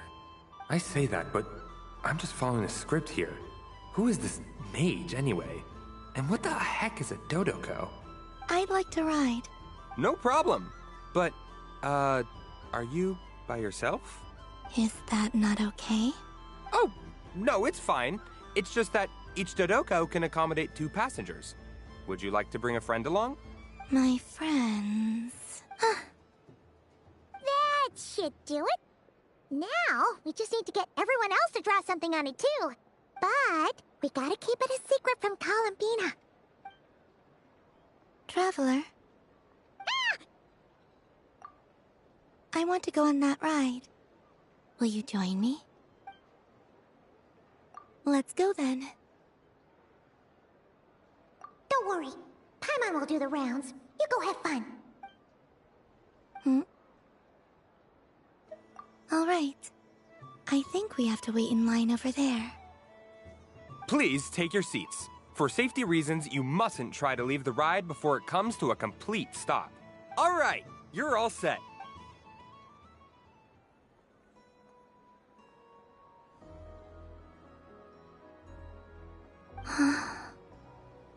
Not bad.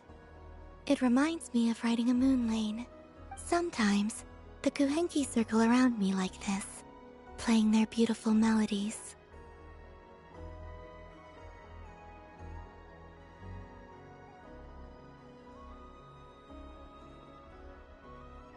Yeah, I'm going to miss them.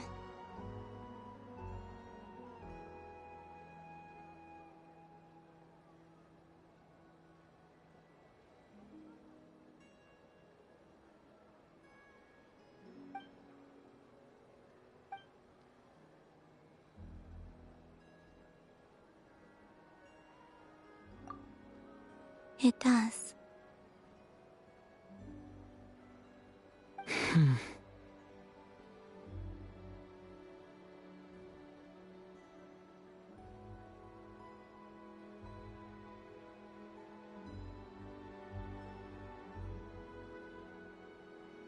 I've felt scared in the past, too.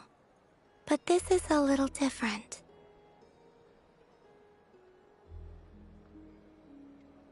You know something? I got to see a lot of fascinating things during my disappearance.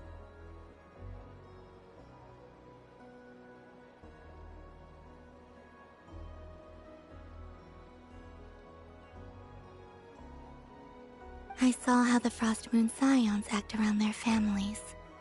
So different than how they used to act in my presence. And I also saw how they interact with their friends. It made me curious at first. Why do people act so sincere when they're worshipping gods, but save their truest, warmest feelings for each other? Slowly, I came to realize that it's because they trust one another. They know, deep down, that they'll be accepted for who they are. All of it. The good and the bad. I know. I knew it the moment you started calling out my name.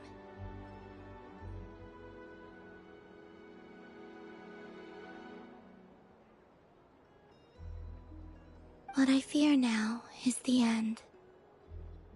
I fear losing all this the very night I have gained it.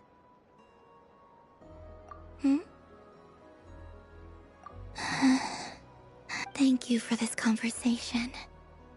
Thank you for listening to me. Don't worry. This fear I have, and the unknown that awaits me, they cannot hurt me. Not when I possess a treasure far greater. I just want you to remember this version of me, the real me, on this final night together. Dear passengers, Dodoko's awesome adventure has come to a close. Please leave in an orderly fashion, and we look forward to seeing you again in the future. Don't want the journey to end, huh? Don't worry, you two. There's always another adventure waiting just around the corner.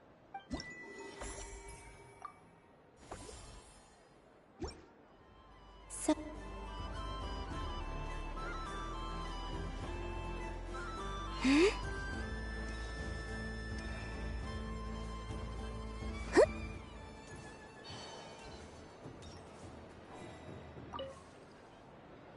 If this were any other day, I'm sure it would make for a great photo opportunity.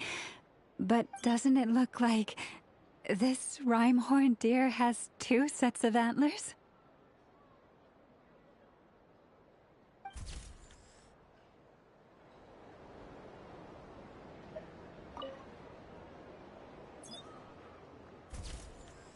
And done! Here, take a look! I think it looks quite funny. Well, Paimon thinks it's super cute. It looks like a silly chic badger and a rhyme-horned deer that's about to fall asleep. Maybe I'll stand on the chic badger's side instead. It looks like we've attracted the attention of quite a few animals.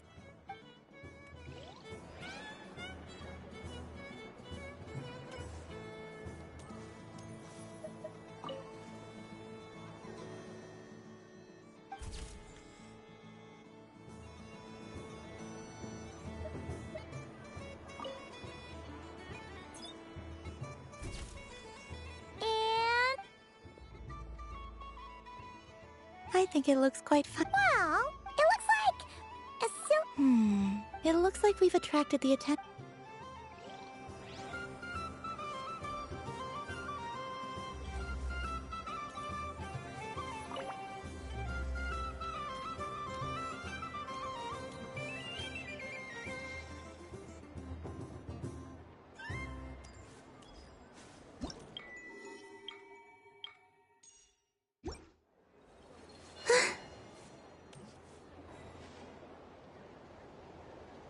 But I was aiming right at it. Aw, what a pity. I saw it with my own eyes. You were so close. So very close. That's not true.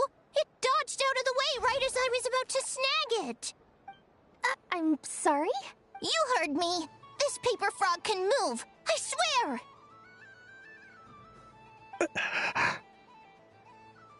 Dear, oh dear, what are you saying? How could a paper frog move?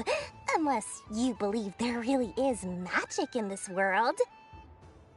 But even if I, the mere humble merchant that I am, knew such magic, surely I would not use it on a paper frog. I'd sooner give Mora legs, so I could walk right into my purse.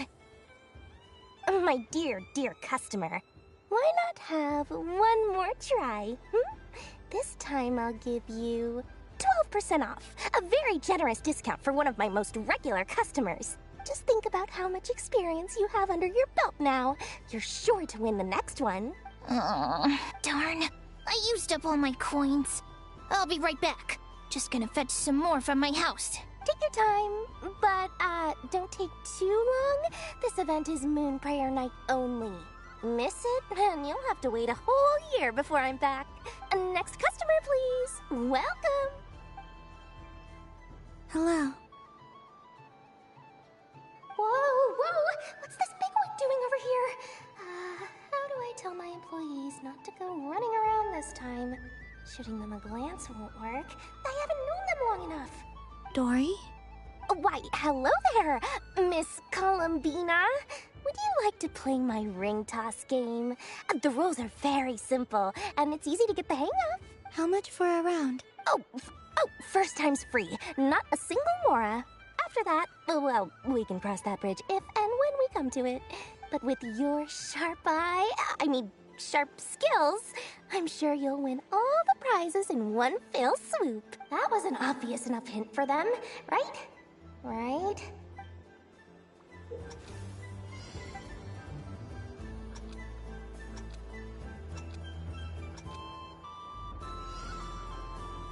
Here comes the ring! Oh, Peanuts.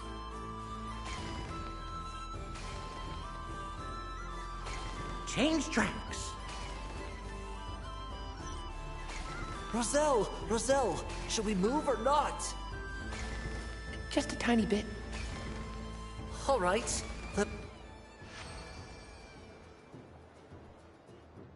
Let's see now. Let's see. Wow, very good. That's the highest score we've had all night. And here's your prize. Now, how about another round? As for the cost... Happy Moon Prayer Night, Miss Columbina. Happy Moon Prayer Night, Durin and Hat Guy. Yes. You said we were just coming here to say hello. I did, but then I recognized a few more people as I got closer. Do my eyes deceive me? Is that... It's our little dragon! He's all grown up! Someone's popular. Well now, since you came all this way, why don't you try out this lovely game we have going? First try is free! He'll have a go. It's only one free try per customer. You can't give your try to him. I'm aware. How has Elder Almond been lately? He's in great shape. He goes for a run in the forest every morning to stay fit and healthy. He tried to go boat racing with Firecracker a while back, but he couldn't even make it onto the Lotus Leaf. How about you, little dragon? Can you still fly? Yes, I can. But you've become less chatty. Has growing up been tough on you? We call that maturity. You know, the thing people sing about. The knight wields a sword of stone to defend those hearts that are made of gold. Stone is very heavy. That's what keeps him from talking too much. That's awesome! I want to be a knight when I grow up, too. Ring, here I come! Ha! Oh, the hat-wearing man. I never thought I'd see you again. You seem more determined than when I saw you last on the train.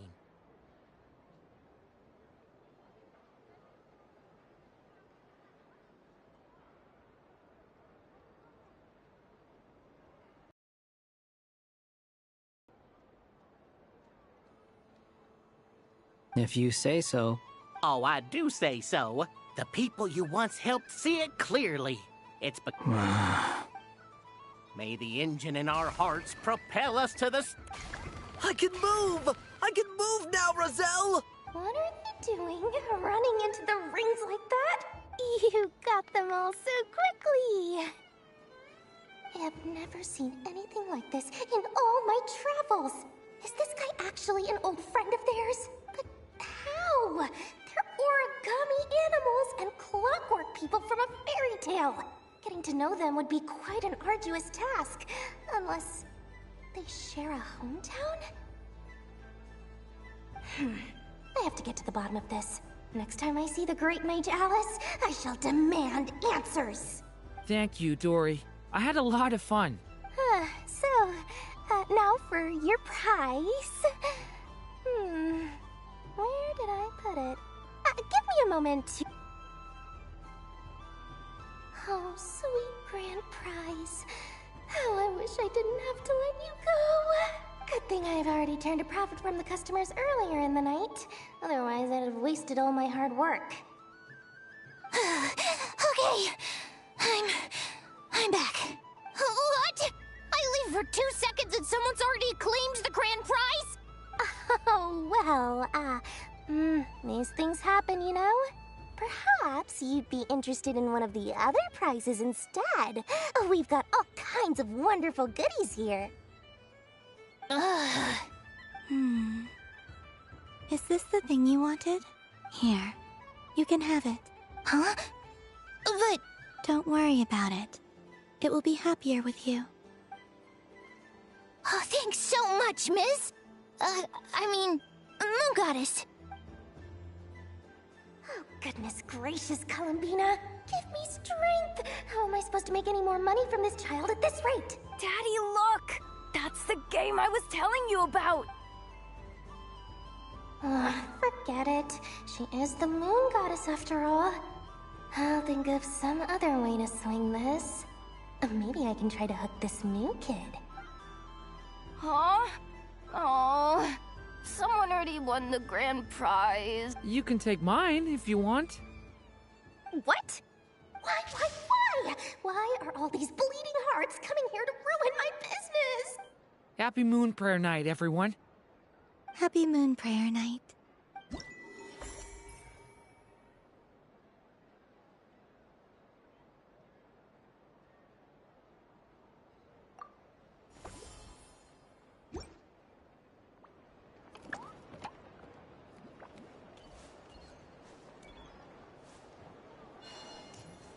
There are so many attractions here.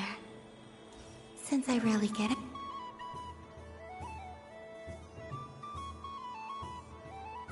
Well, look who it is. I heard someone went and disappeared on us the moment we let her out of our sight. They looked all over for you.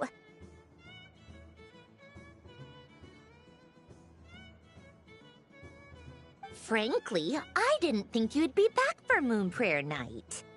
Were you worried about me, Sandrone? You would like that, wouldn't you? Do you even hear what you're saying? It seems to me like you disguised yourself with festive headgear, just so that you could come see me on Moon Prayer Night and make sure I'm okay. You didn't even bring Polonia with you. You? I thought you couldn't see. I cannot. But I sense the confusion of those around us rippling through the Kuvaki currents. Based on what I know about you, let me guess what you're wearing. Is it cat ears? Shut up! I'm only here to protect the Fatui's interest in this territory. Running into you was pure bad luck. Really? But you were the one who asked Arlecchino to help everyone find my name. Columbina! Ugh! Just one more word, and I'll unscrew your vocal cords. It's Columbina Hyposelenia now.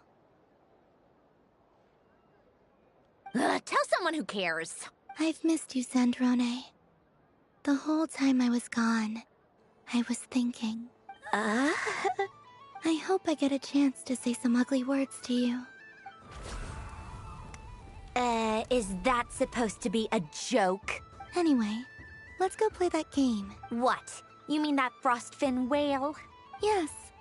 It's some kind of game where you get bitten if you step on the wrong tooth.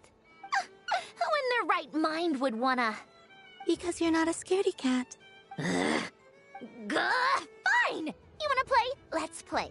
Don't complain when I kick your sorry butt. Lovely. You old geezer! I'm gonna beat the pants off you! Just you watch!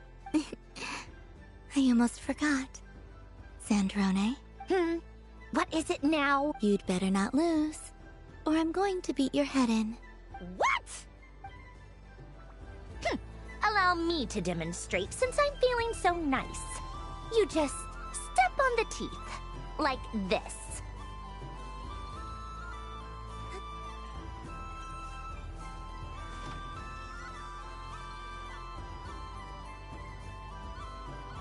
Which should I pick?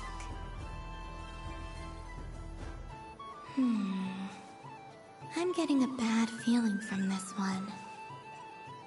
Sensing Kuvak, your turn, Sandrone.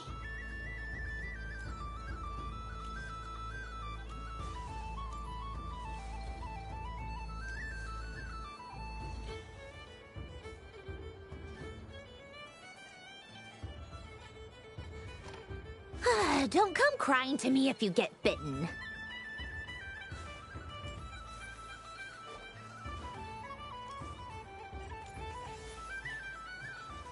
There are less and less teeth remaining.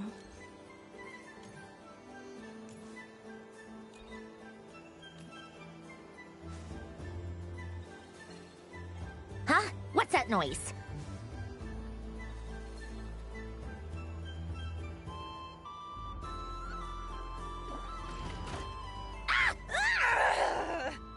I think you might have picked a bad tooth, Sandrone.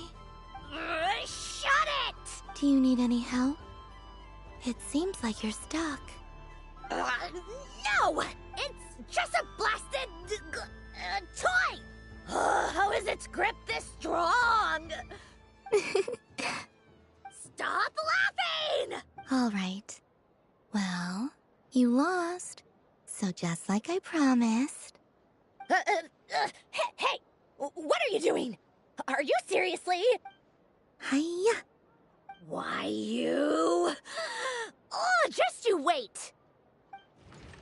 Rematch! Are you all right, Sandrone?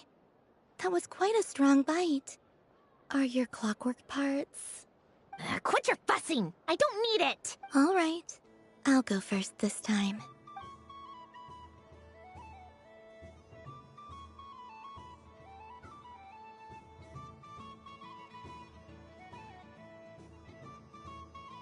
I see it now.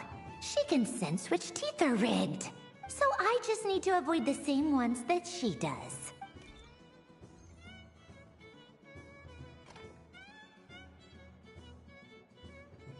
This one... Seems fine. She avoided that one then? Now I've got you. All right, my turn.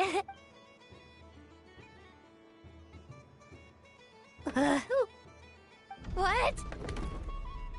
Looks like you lost again, Sandrone. Wait!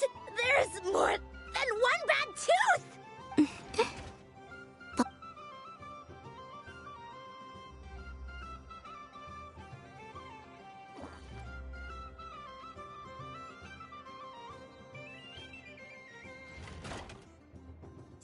Stupid game! What idiot came up with this? Are you all right, Sandrone? You said some nasty things just now.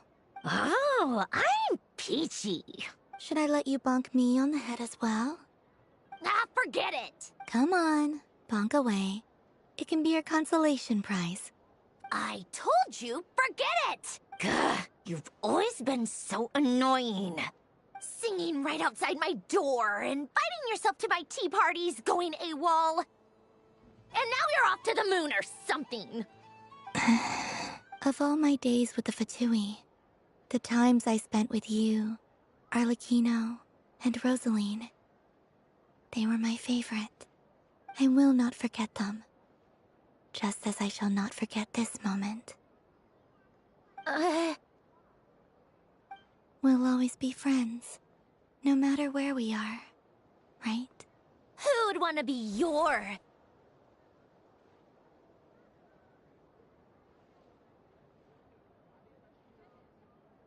I'll miss you, Sandrone.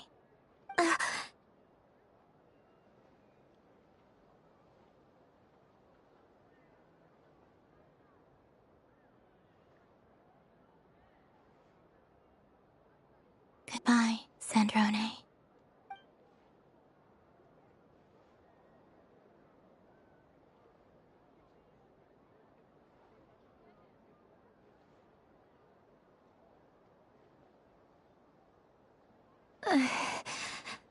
I'll miss you too.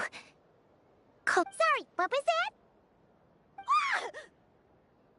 Ah! Yeesh! No need to freak out. What's wrong? We've been looking everywhere for you. What do you want? Oh, nice ears. What do you want? This! Huh? It's your turn to draw something. You're one of her friends too, aren't you? Doesn't know how lucky she is. Sorry? Nothing. I'm done. Take it. Oh, that was fast. Oh, and one more thing. Last time we spoke, you mentioned you were interested in the Narcissan Kreuz Ordo's research, remember? There were too many people when we last met, so we didn't get the chance to do this. What are you talking about?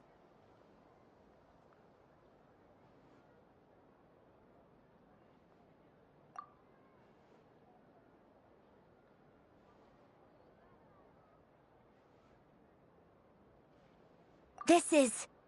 Oh. Alan, Renee, and Marianne.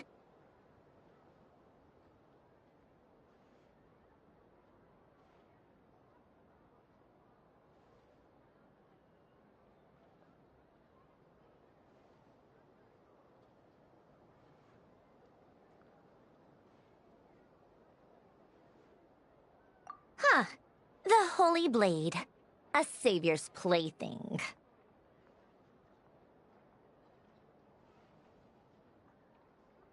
It's not about whether I approve or not. These people, they would sacrifice themselves for the sake of the world. Especially Alain Guillotin and Renee. That is something I would never choose to do. Still, I didn't know they had any pictures left from that time. If I'd have thought to bring a camera, I'd have...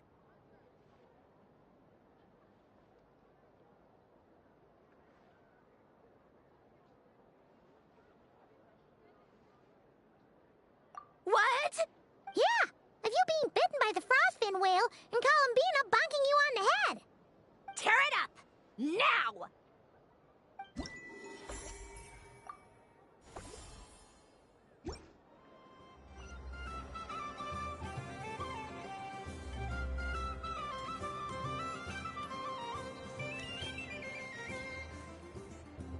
Moon Prayer Candy! Beautiful, tasty Moon Prayer Candy! Buy a whole box, share it with your friends and family! Candy? To share? I wonder what flavors everyone would like. Welcome home, Moon Goddess. Fancy a box of Moon Prayer Candy? Sure. I knew you would. Now, what flavor would you like? I'm not sure. What flavors do you have? Is this for yourself or as a gift? A gift for my friends. Ah, I see. Do you have nocturnal blossom flavor? Huh. I've seen couples give those as gifts before, but I did not know they were edible. No? Okay then. Moonfall silver? You did say this was for friends, right? Maybe Smetana then. Hey, now that's a creative idea! I've never tried it before, but if you're happy to wait, I can see about whipping up a batch on the spot. While we're at it, you got any other ideas?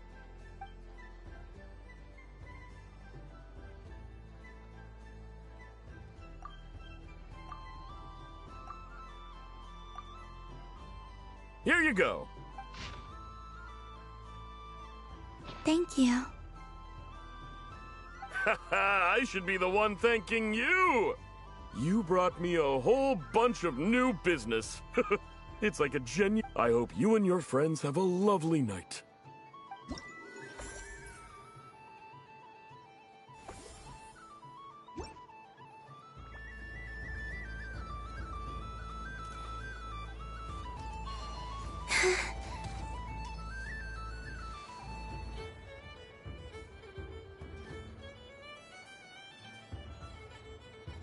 This doesn't make any sense! How am I losing every single time? Wait, Inefa, you're cheating, aren't you? Yeah, that must be it. I am not cheating, Aino. Uh-oh, sounds like Inefa's turning into a big baloney bot. I think it's time for some serious maintenance. Moon Goddess, help me. Miss Columbina, Aino is attempting to cheat. What the?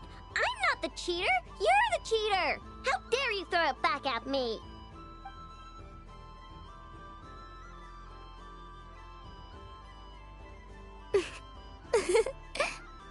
Alright, fine. Let's all laugh at Aino. Just you wait till I get home, because I'm gonna make a game bot that can win 100% of the time. Let's see you laugh when I come back and beat your butts. You'll all have your heads covered in stickers when I'm through with you. We came to check everything was okay after all that yelling, but,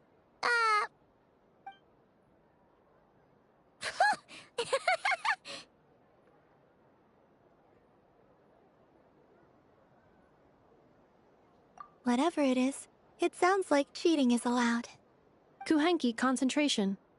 Each player starts with differently colored kuhenki.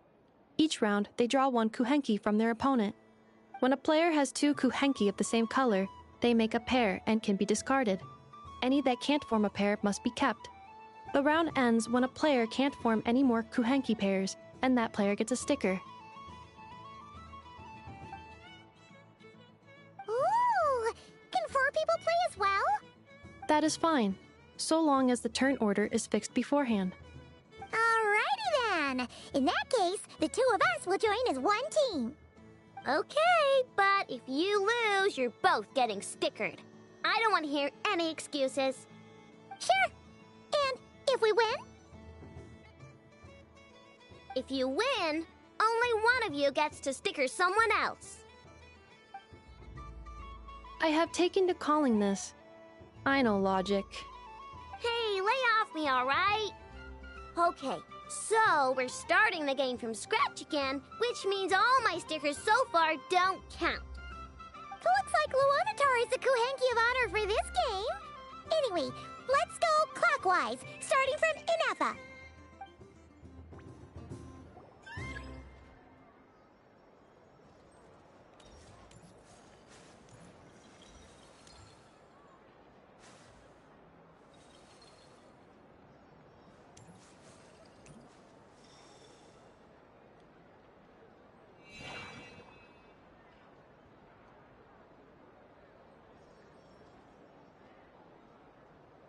Nice! That's a pair!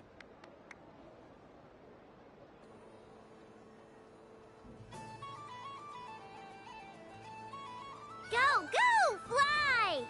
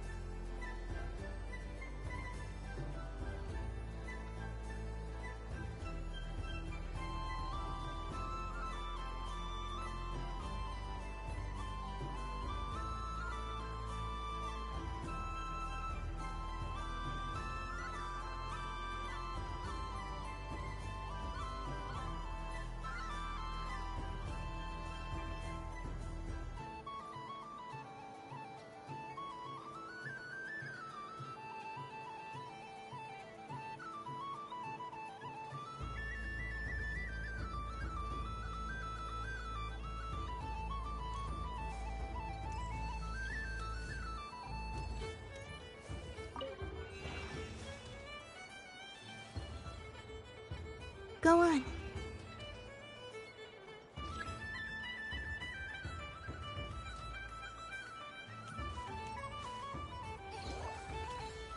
I have a pair.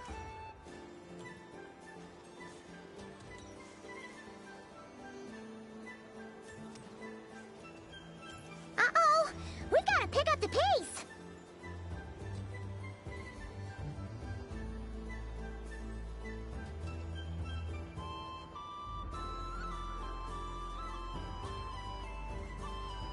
Phew, that was too close. I thought I was gonna lose. Let's see who's gonna be the unlucky one.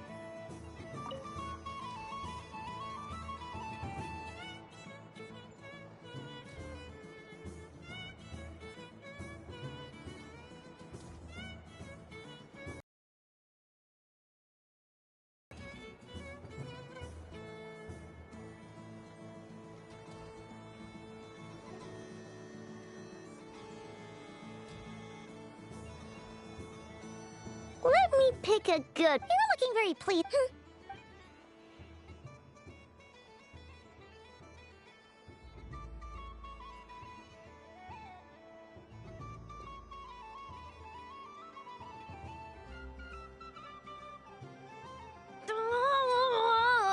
Me again? Don't fidget too much, Aino, or the sticker's going to fall off. I don't care. If it falls off, it falls off. If a pair of Kuhenki get discarded, why not a pair of stickers? Huh? Huh?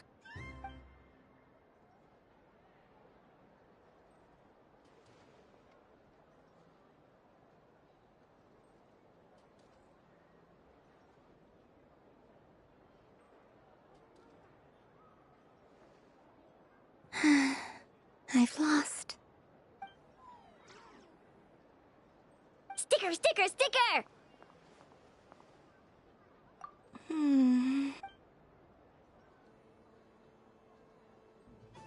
Cute!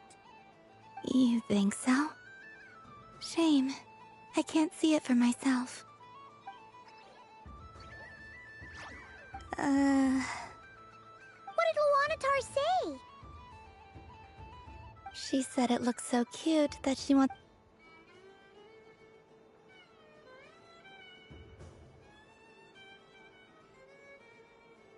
Who put these stickers on Paimon's eyebrows? Ugh, she can barely see! Alright, now, I think we got enough evidence to prove that there's a serious problem here.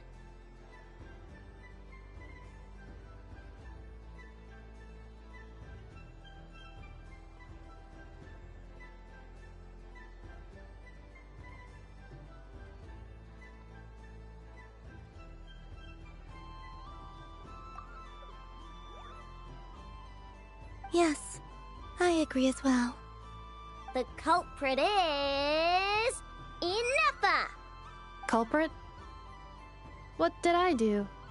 Quit acting dumb, Inefa! You're not wriggling your way out of this one. I've been watching you. Not only did you remember whose side Luanatar started at, but every time someone drew a Kuhenki, you were logging it and calculating every last possibility. Which Kuhenki pairs were gone, who had what color Kuhenki in their hand, even our facial expressions. You were keeping track of it the entire time. Exactly! What Aino said! Putting aside the fact that running calculations is not against the game rules.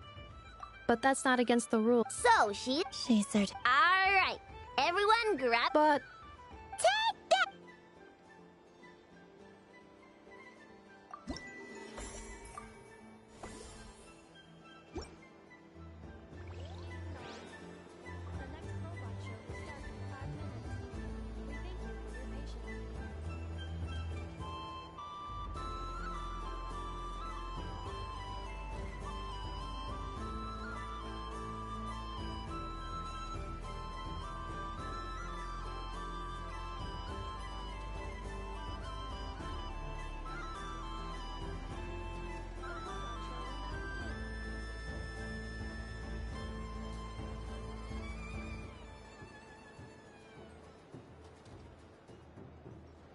Welcome to the stage. Cool your jets, Ducky. Combining precision engineering with water cooling technology, this high-performance sprinkler fires powerful, controlled balls of water for up to 14 seconds at a time. As well as providing accurate plant watering at range. It can also be used to clean those tough-to-reach areas of the house that Aino cannot get to, no matter how high she jumps. Show us what you can do, Cool Your Jets, Ducky. Now that's what I call true power. What a demonstration.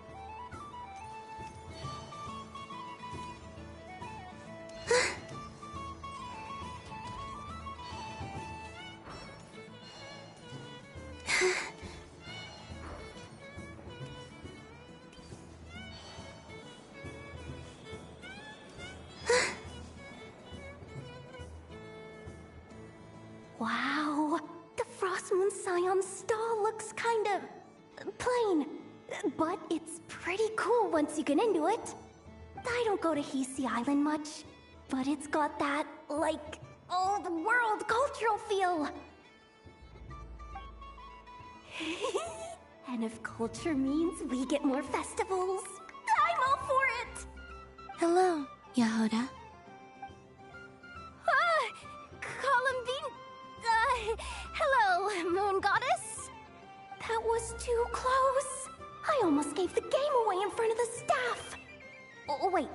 What's the deal with her shoes? They don't make a sound when she walks. I could do with a pair of those. Do you like balloons too? Balloons? Oh, you mean those? What's so fun about balloons? I'm not a kid anymore. They're probably more up Aino's alley. Yes. The animals seem very curious about these strange flying objects.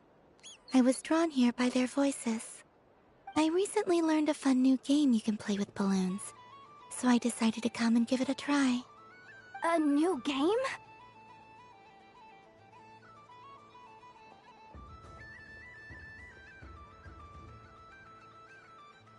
Hello.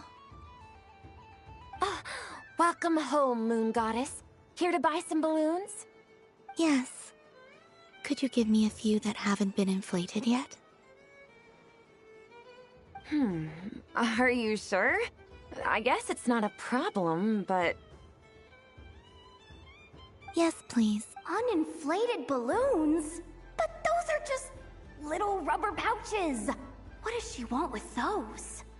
Would you like to play the balloon game, Yehoda? Huh? Sure. I guess. How do you play it? Wait here a moment. Oh. This is so weird. What have I got myself into now? I thought I saw Columbina nearby. Uh-oh! That's the fourth Harbinger! Although she's helped us out quite a bit, she's good people, right? Is she looking for Columbina? Oh, guess that's my ticket out of here. I'm not sure my heart can take being sandwiched between two Harbingers.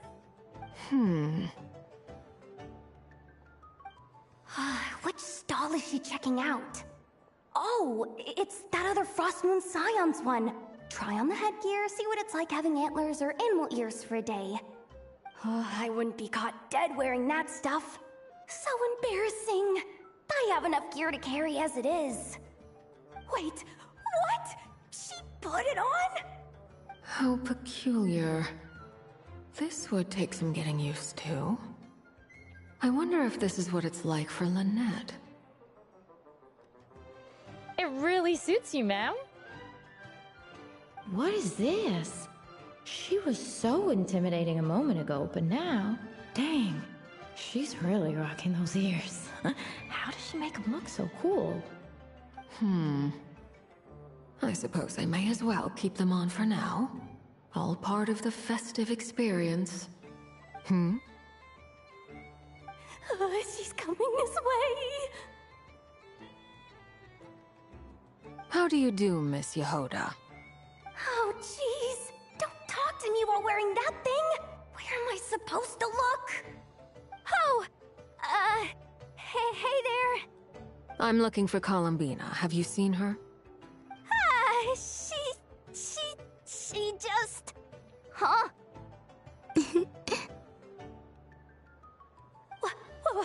Wait, is that what she meant by balloon game?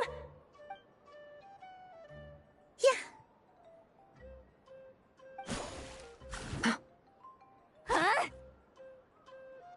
No fair! How come I get caught in the crossfire? An ambush from the rear? Would you like to play too, or like... Seriously? Gladly. Boss Nev! Thank goodness! You've got to get me out of here! Things are kicking off big time! Hello there. I'd like 10... no, make that 20 balloons, please. Uninflated. What?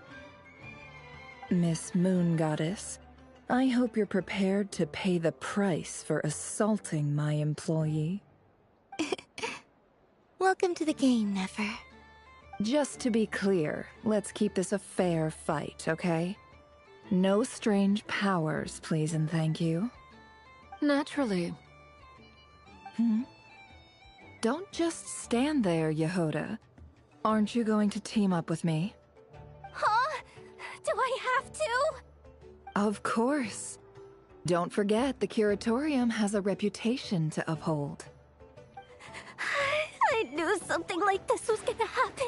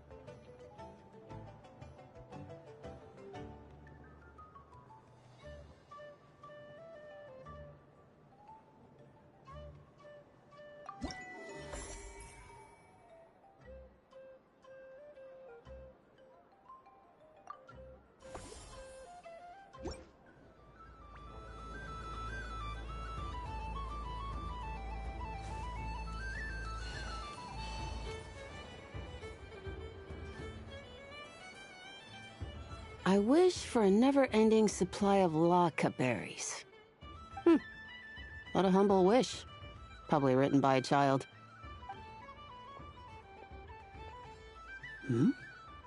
Is that Lauma the Moon Chanter?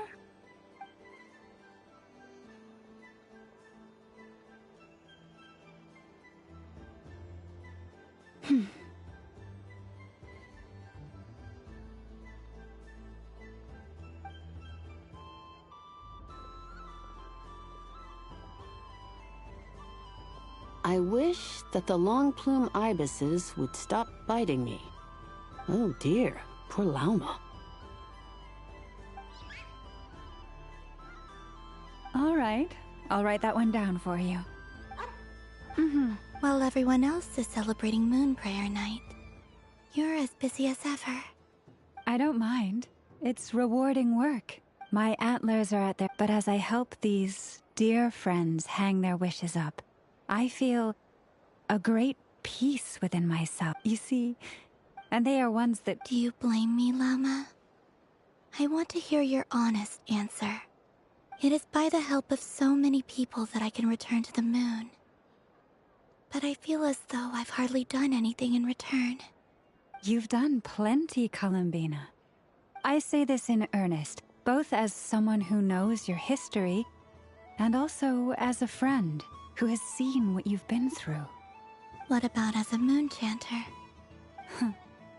I feel proud to honor our moon goddess's wish, and I'm sure any moon chanter in history would have felt the same way. Thank you for your kind words, Lauma. But... Since you asked for my honesty, I won't lie to you. My feelings are mixed right now. Besides pride, I also feel... I suppose it's a reluctance to let go. Once you return to the moon, we will be far apart and separated by a false sky. I'm sure those of us left behind will gaze up at that sky, yearning for the moon once in a while, just as you used to do. I will miss you, Lauma. I will miss you all. I hope to stay in touch. I will try and find some way to send messages down from the moon. Perhaps you could use Kuvaki. I've heard Yehoda say that signals can be sent using long and short waves, or That sounds a little complicated. What if we forget what the signals mean? We could prepare a codebook beforehand, but... You're right. It wouldn't really suit you. Still, whatever happens, I believe that you will find your own unique way of communicating with us. And now that I think about that, I have faith in you, and in the power of truth. In my experience, the truth tends to be difficult, but that's what makes it stand out from what is false. So I'm confident that your thoughts and your love will shine through the curtain of lies. We will know it when we see it. Thank you. Now, could you help me hang up my wish? Is this? I wish that all who dwell in this moonlit world can find a place to belong. And I wish that I shall one day see my friends again. It's 2 wishes. I hope that's not too greedy of me. Not at all. And I think you speak for us all with the second one.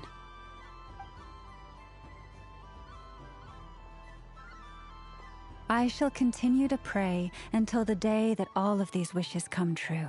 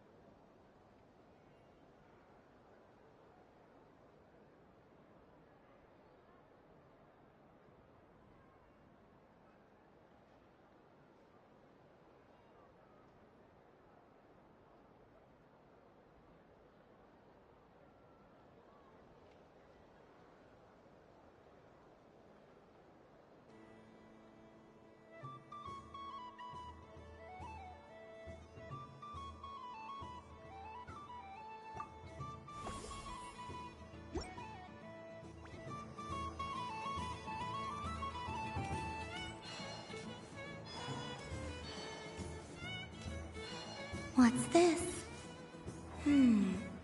Should I give it a try? Sunny days! I prefer sunny days. Ah, well, you are as warm as the sun itself, Moon Goddess. Very well. I believe your spirit animal has to be this most adorable chic badger. Wow! Thank you, Mr. Talking Magic Lamp. Have a very happy festival, Moon Goddess. Lance? That's you, is... Shh. It's our little secret, my dear traveler in Paimon. Okay, sure, but why are you here selling sugar sculptures? Everyone celebrates in their own way. After gazing into the abyss and spending time around gravestones all year, What better way to relax than to see sunny smiles on the faces of the living? Besides that, I like to think of myself as a fair judge of character. I dare say matching personalities to confection suits me rather well. That's not what Paimon was talking about. Aren't you afraid that your true identity might be exposed? Should I be? There is all manner of magic in the air this moon prayer night, thanks to the work of the great mages. I see Miss Columbina is hiding in plain sight. Fair enough. You got a point there. People who don't know you will probably think you're just a talking lantern. Well, now that we see eye to eye, what brings you here? Not a search for your spirit animal, I presume?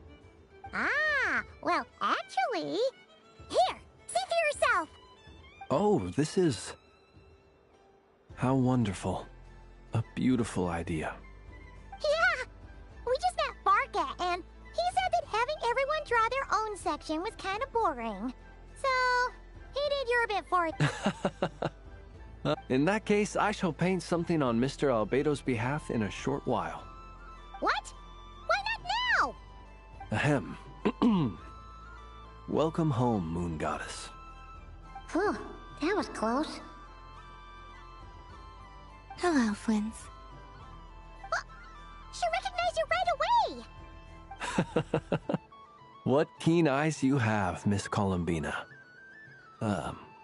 Especially considering they are shut. I did not see you. Rather, I sensed you. I can sense the fluctuations in Kuvaki all around me. One would expect no less of the Moon Goddess. Might I interest you in some candy? Yes, please. Excellent. I shall make some for you right away. Something the matter, Miss Columbina? What about my spirit animal? All the other children carrying sugar sculptures are talking about it. Wait, is she taking the test seriously? Ah, my apologies. How could I neglect that? You are quite right, Miss Columbina. Every one of us has a magical creature living in their heart. Would you permit me to help you find yours? Yes, please. Do you prefer the day or the night? Night. Which of the 4 seasons is your favorite? Winter. Think of a perfect day. What is the weather like? Sunny, rainy, or perhaps cloudy? Rainy in the morning, sunny at night. What kind of answer is that? Forests, lakes, and open seas. Which do you prefer of these? I like them all. Imagine you opened your very own shop. What would you sell there? Moonlight, I think. Wow! Paimon would totally shop there.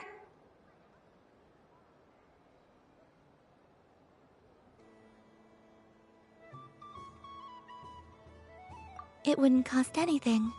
You'd just... Aha! I believe... Here. For you. Oh, it's a cohesive... Indeed. It is the perfect... Thank you. But you shall have to forgive me. We have known each other for quite some time. I doubt there is any answer I could give that would come as a surprise to you. So instead, would you accept this sugar sculpture as a token of our friendship? It's a lantern. Hey! Come on, play ball! I got this drawing done! But I want to hear Paimon's answers. Ah! But it'll probably take ages! Paimon's a complex soul. And we don't want your candy to melt while you wait, huh? Oh. Okay, then.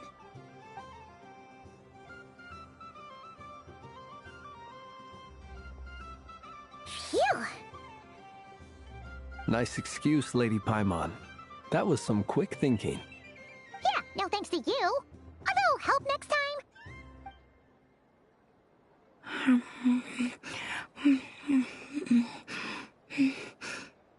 It's sweet.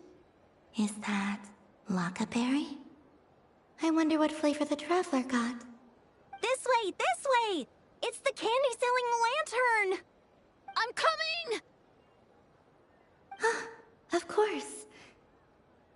Traveler, maybe we can share?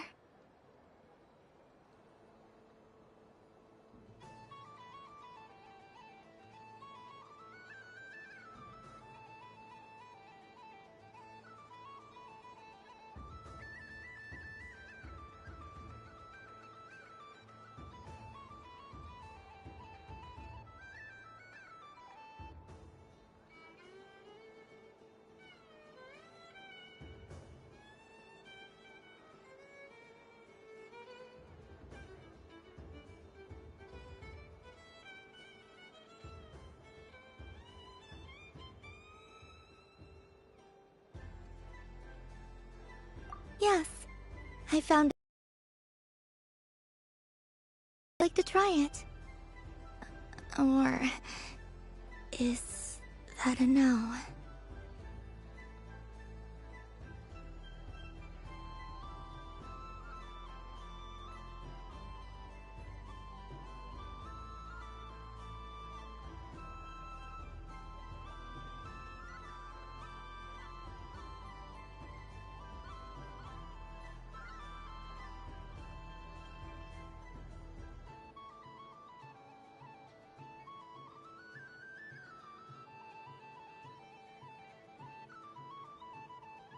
Thank you.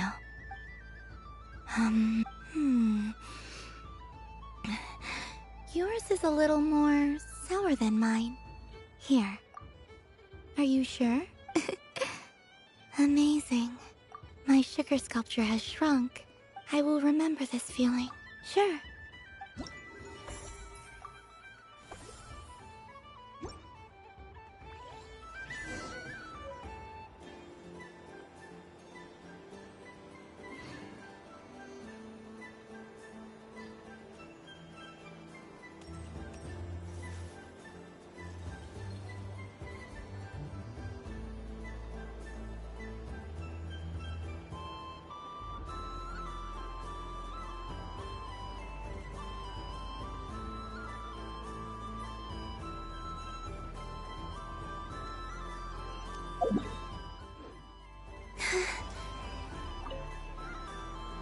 Traveler. Hey there, Columbina! Are you done checking out the festive amusements already? Are you sure you don't want to look around some more? You might not get another opportunity like this for a while. Right now, what I'd like to do is...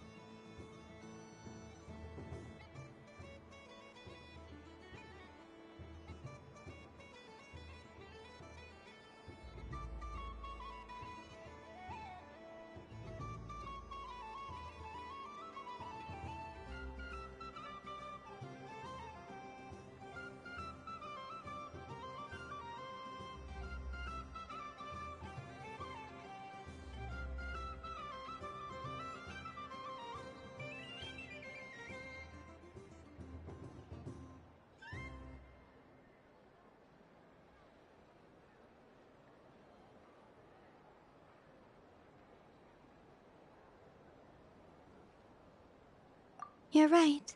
Yeah, that's the spirit! Take your time, Columbina. The most important thing is to have no regrets. I'll be right here if you need us. Okay. Thank you.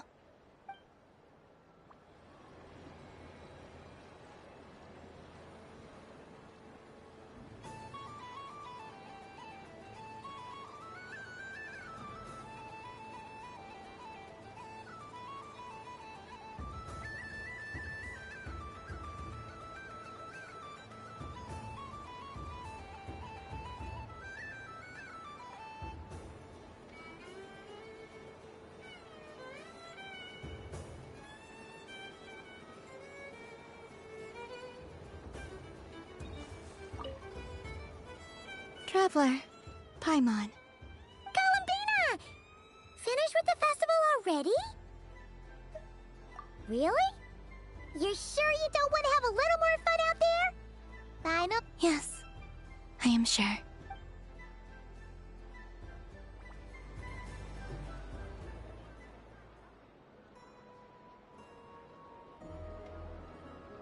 This was the most fun I've ever had on a moon prayer night.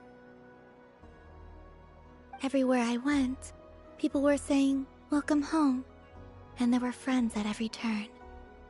I only wish it could last longer than one night. Oh. Yes, you're right. The moon prayer blossoms. Ooh, look!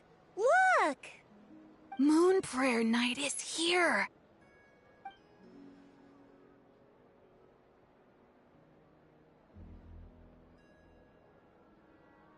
The moon. It's so beautiful. Happy Moon Prayer Night, dear.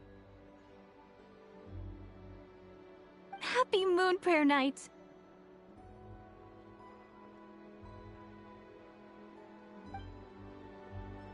Happy Moon Prayer Night.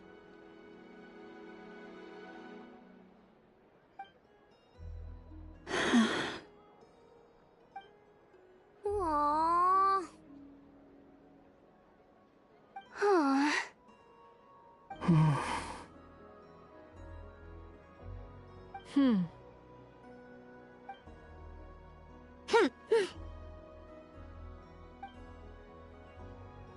Time flies when you're having fun.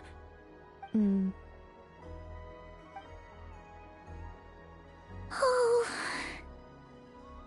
Looks like the time has come. Columbina. You'll be heading off now? Yes, to the ruins you mentioned. And from there, back home to the moon. Wait! I know? At least... Take one of our craft shop's crumb cookies up to the moon with you. You know, for a snack. Sure. Why not? The Curatorium of Secrets believes in proper farewells. No story should be left without a satisfactory endnote. Never. Farewells are an important affair for the Ratniki, too. We never know when we might meet again. Haha! And here I thought grand farewells wouldn't suit tonight's mood. But I suppose friendly passion is not to be stopped, eh? We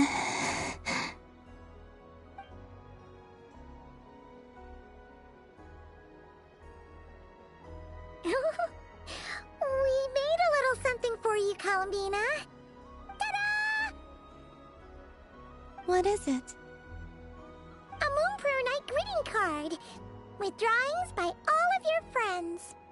You did mention that you'd like a portrait done, so I took the liberty of creating one for you. I, meanwhile, did the portrait of Mr. Albedo, and Mr. Varka did the same for me. I mean, I think my work was pretty true to life, don't you think? The picture of Ashru was my doing. The two of you seem to get along rather well. Wait, was I the only one who did a full-body picture? That's so embarrassing. I did pictures of me and Anefa. I did my own portrait and one for Hat Guy. Plus, there's the two mages, Arlecchino and Sandrone. So... I don't know what to say. Thank you so much, everyone. This whole moon prayer night was more than I could have ever asked for. It is the greatest gift I have ever received. Lauma, I figured it out. Remember how the Frost Moon Scions used to use milk as invisible ink to write hidden messages? That was a very long time ago. Oh, Are you saying? Yes. When I miss you all, I shall use moonlight in the same way to write words that only you can. Wow, that sounds lovely. Quite. But how will we see them? Simply open your windows on nights when the moon shines bright, and the moonlight will naturally flow towards the words I have written. That sounds most fitting indeed. Very true to form. I'll try. I, for one, would sleep all the better for having read one of your messages before settling down for the night. Exactly. All right. I promise.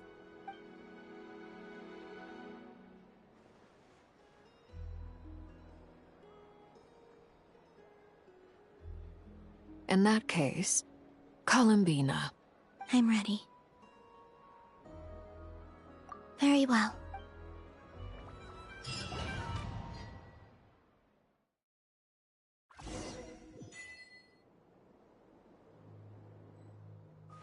In just a few moments, I will be gone. I still don't know what to expect on the moon. Will I really be able to send messages to my friends? The Kuhenki, the animals of Not Cry. I'll never get to see them again. I wonder where I'll...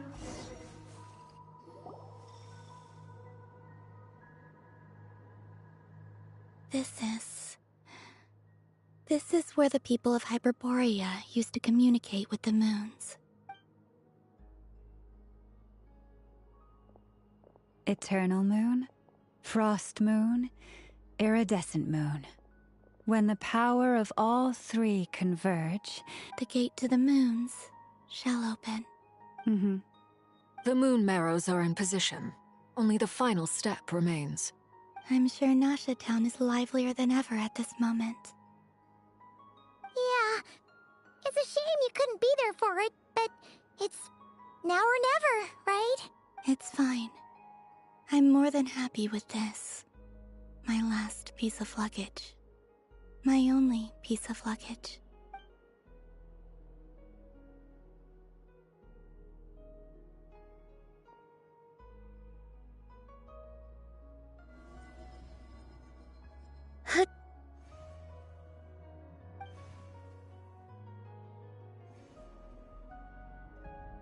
I can already feel the moon calling to me.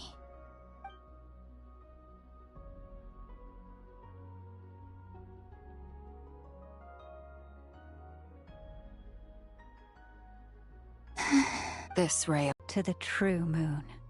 Columbina. Yes? I'm listening. Be sure to come back and see us when you get the chance.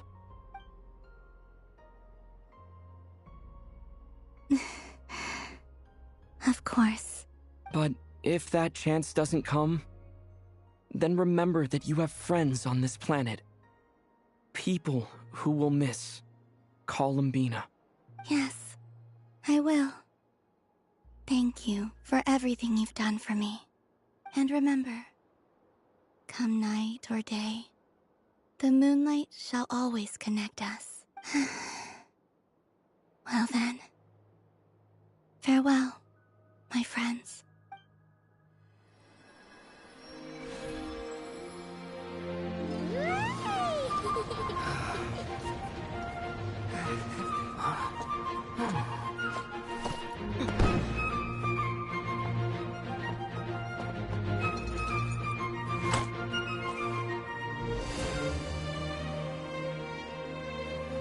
Thank you. This was my happiest night in Tevat. Farewell, Columbina.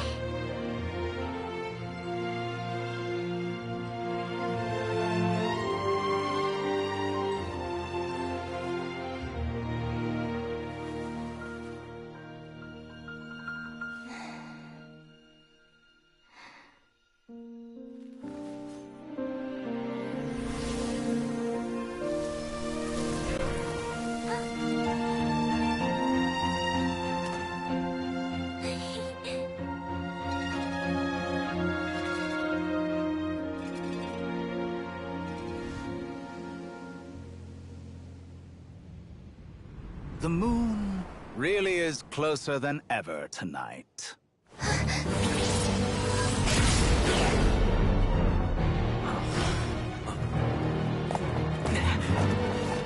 Columbina. All 3 moons in one place. Time for one final experiment. Reason, life, death, time and space. They all believed I would fail.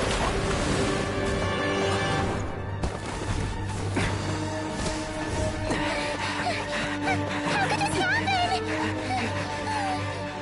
But Tevat's primordial power never did belong to the throne of heaven. And now, they are mine.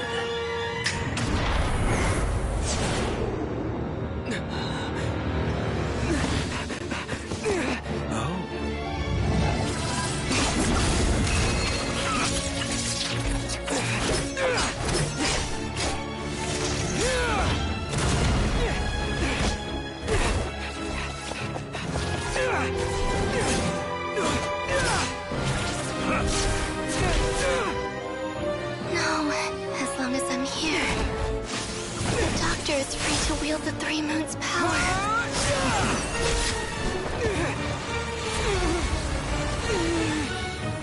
It's the only way.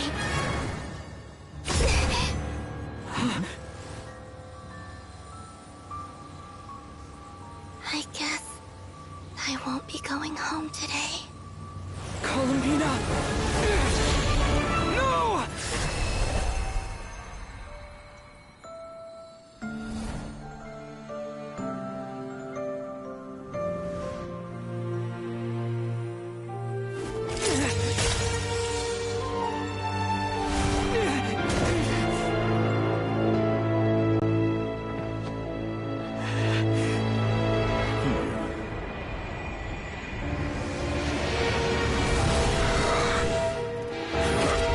Stubborn world, do not try to control me!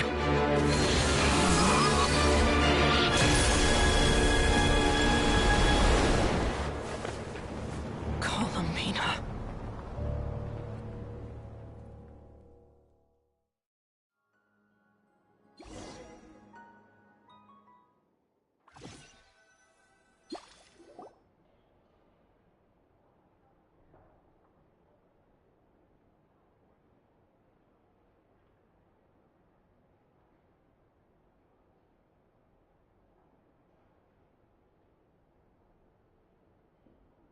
Are you all right?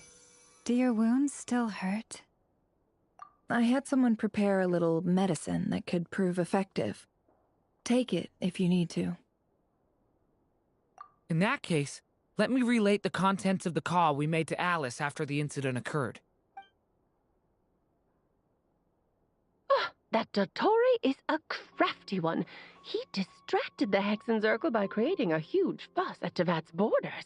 I'd assumed that the cause was an abyssal intrusion from the outside world, which in fairness is a rather common occurrence. But after learning that you managed to influence the phantoms in Nordcry, I realized that perhaps this interference could have come from within Tevat instead. But we weren't able to change their fates. True, you couldn't change how their stories ended, but you did build some variables around yourself. Variables? Yes. Things you heard that you could not otherwise have learned. Ideas that would otherwise have never crossed your mind. All these things are variables. Of course, most variables usually pale into insignificance with the myriad of possibilities floating around. But the moment you start treating them as building blocks and intentionally stacking them, that changes things. That's what Dottore did, and it's how he created the necessary conditions so that when you activated the portal tonight, it played right into his plan. However, we have no way of knowing exactly what he did. Yeah, we also need to ascertain Columbina's status. And that about sums it up. As I suspected, Dottore has disappeared completely. If it's any consolation, he wasn't able to control Columbina as he might have wished to. Oh no! What? She did what?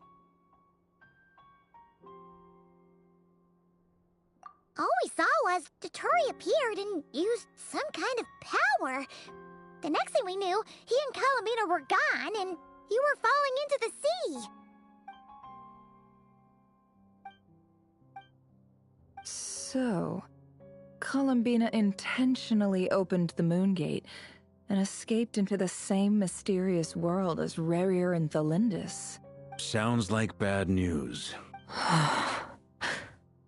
Seen in that way, the trilunar syzygy and Revere's emergence, Dottore might have been pulling the strings in both cases. According to Miss Alice, he is attempting to transcend his destiny and finish an experiment that only a god might complete. An utter lunatic. Wait a sec, where's Hat Guy? Seems like he'd want to be here for this. He took off with the Dodo communication device after we spoke to Alice. He said he had a hunch that he wanted to investigate by himself. The look on his face was terrifying. I've never seen him like that before. I'm back. Hat Guy! I went to look for the Hyperborean phantoms again. I think I've gotten to the bottom of it. I got them to talk to Nicole on the other end of the communications line. Turns out, the history they describe is different from how Nicole remembers it. Really? But how? Surely Nicole can't have been wrong. Because the phantoms are the ones who were deceived. They speak of a savior who appeared in their history. One who never should have existed. This savior promised to create a new moon within the false sky, and even bring back their moon goddesses. Foolishly, they believed in him, and told him everything he wanted to know about the moons. It's obvious that this was Dottore's doing. Now you mention it, the first time we entered the Hyperborean ruins, we heard the phantoms discussing their history, and I remember Nicole commenting that something sounded a little strange. But Dottore shouldn't have been able to get in there in the first place. He didn't. Nicole said that this was an anomalous state triggered by disruptions in the causal connections between phantoms from the same era. The variables that Dottore put in place were substantial enough that they even affected phantoms that he never met. So it's not that their memories were unclear. They'd been tampered with. That's exactly the possibility Dottore was trying to manufacture. He turned these variables into knowledge and engineered the situation so all that knowledge would fall into his hands. Then, he harnessed that knowledge on Moon Prayer Night to truly create a false moon. How is that even possible? To be precise, he exploited a weakness in the way the spell works. The spell senses Kuvaki to detect the moon's location. So, as long as the false moon more strongly resembled a moon than the frost moon beyond the skies, the gate would teleport Columbina to the false moon's location. In other words, to Dottore's side. Once he had her under control, the teleportation spell remained active, and he manipulated her power to seize both moon marrows. At that moment, the moon marrows disappeared right before our eyes. It was already too late, even as we were leaving the ruins. By then, Dottore had already amassed the power of all 3 moons. So, where does that leave us? What? I'd certainly like to know what Her Majesty thinks, now that the concerns I expressed to her have come to pass. But we cannot simply sit and wait for her to decide the matter. And in any case, it is not the Fatui Harbinger Damselette who sees us as her friends, but rather Columbina Hyposelenia. If, even in such extreme circumstances, Her Majesty will not lift the prohibition on Harbingers drawing steel against one another, then I will do as my heart demands. I will fight as Peruware instead. Oh, Arlecchino! Time is short, so I'll make the first move.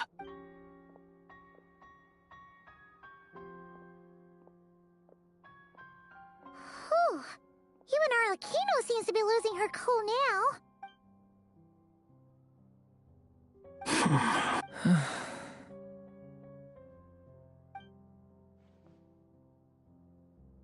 All right.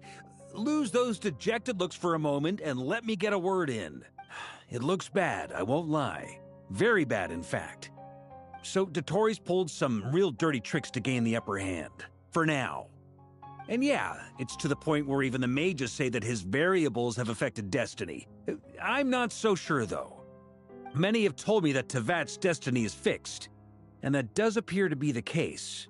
Well, what makes Dotori so sure he'll be the exception?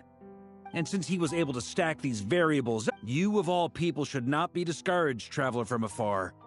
This isn't over yet.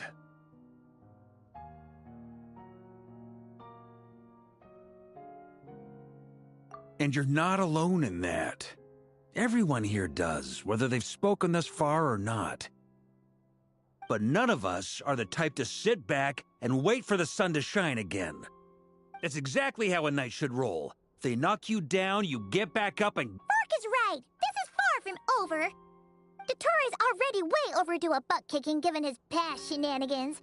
And after this, he's earned himself a double dose. That's what I'm talking about! How's everyone else feeling? I'll use Kuvaki to investigate Columbina's whereabouts.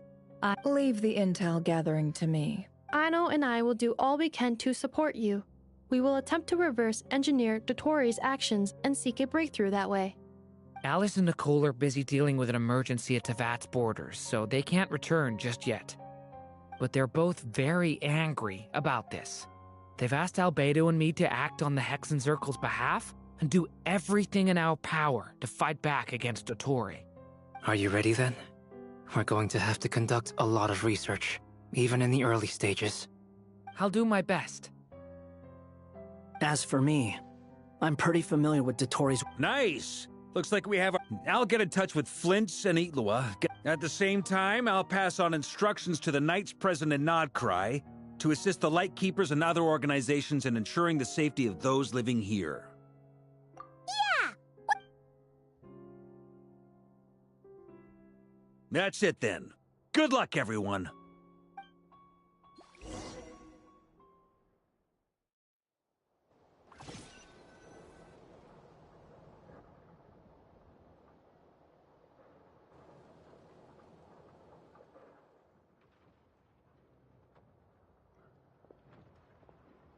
I never thought that Columbina would become my real name.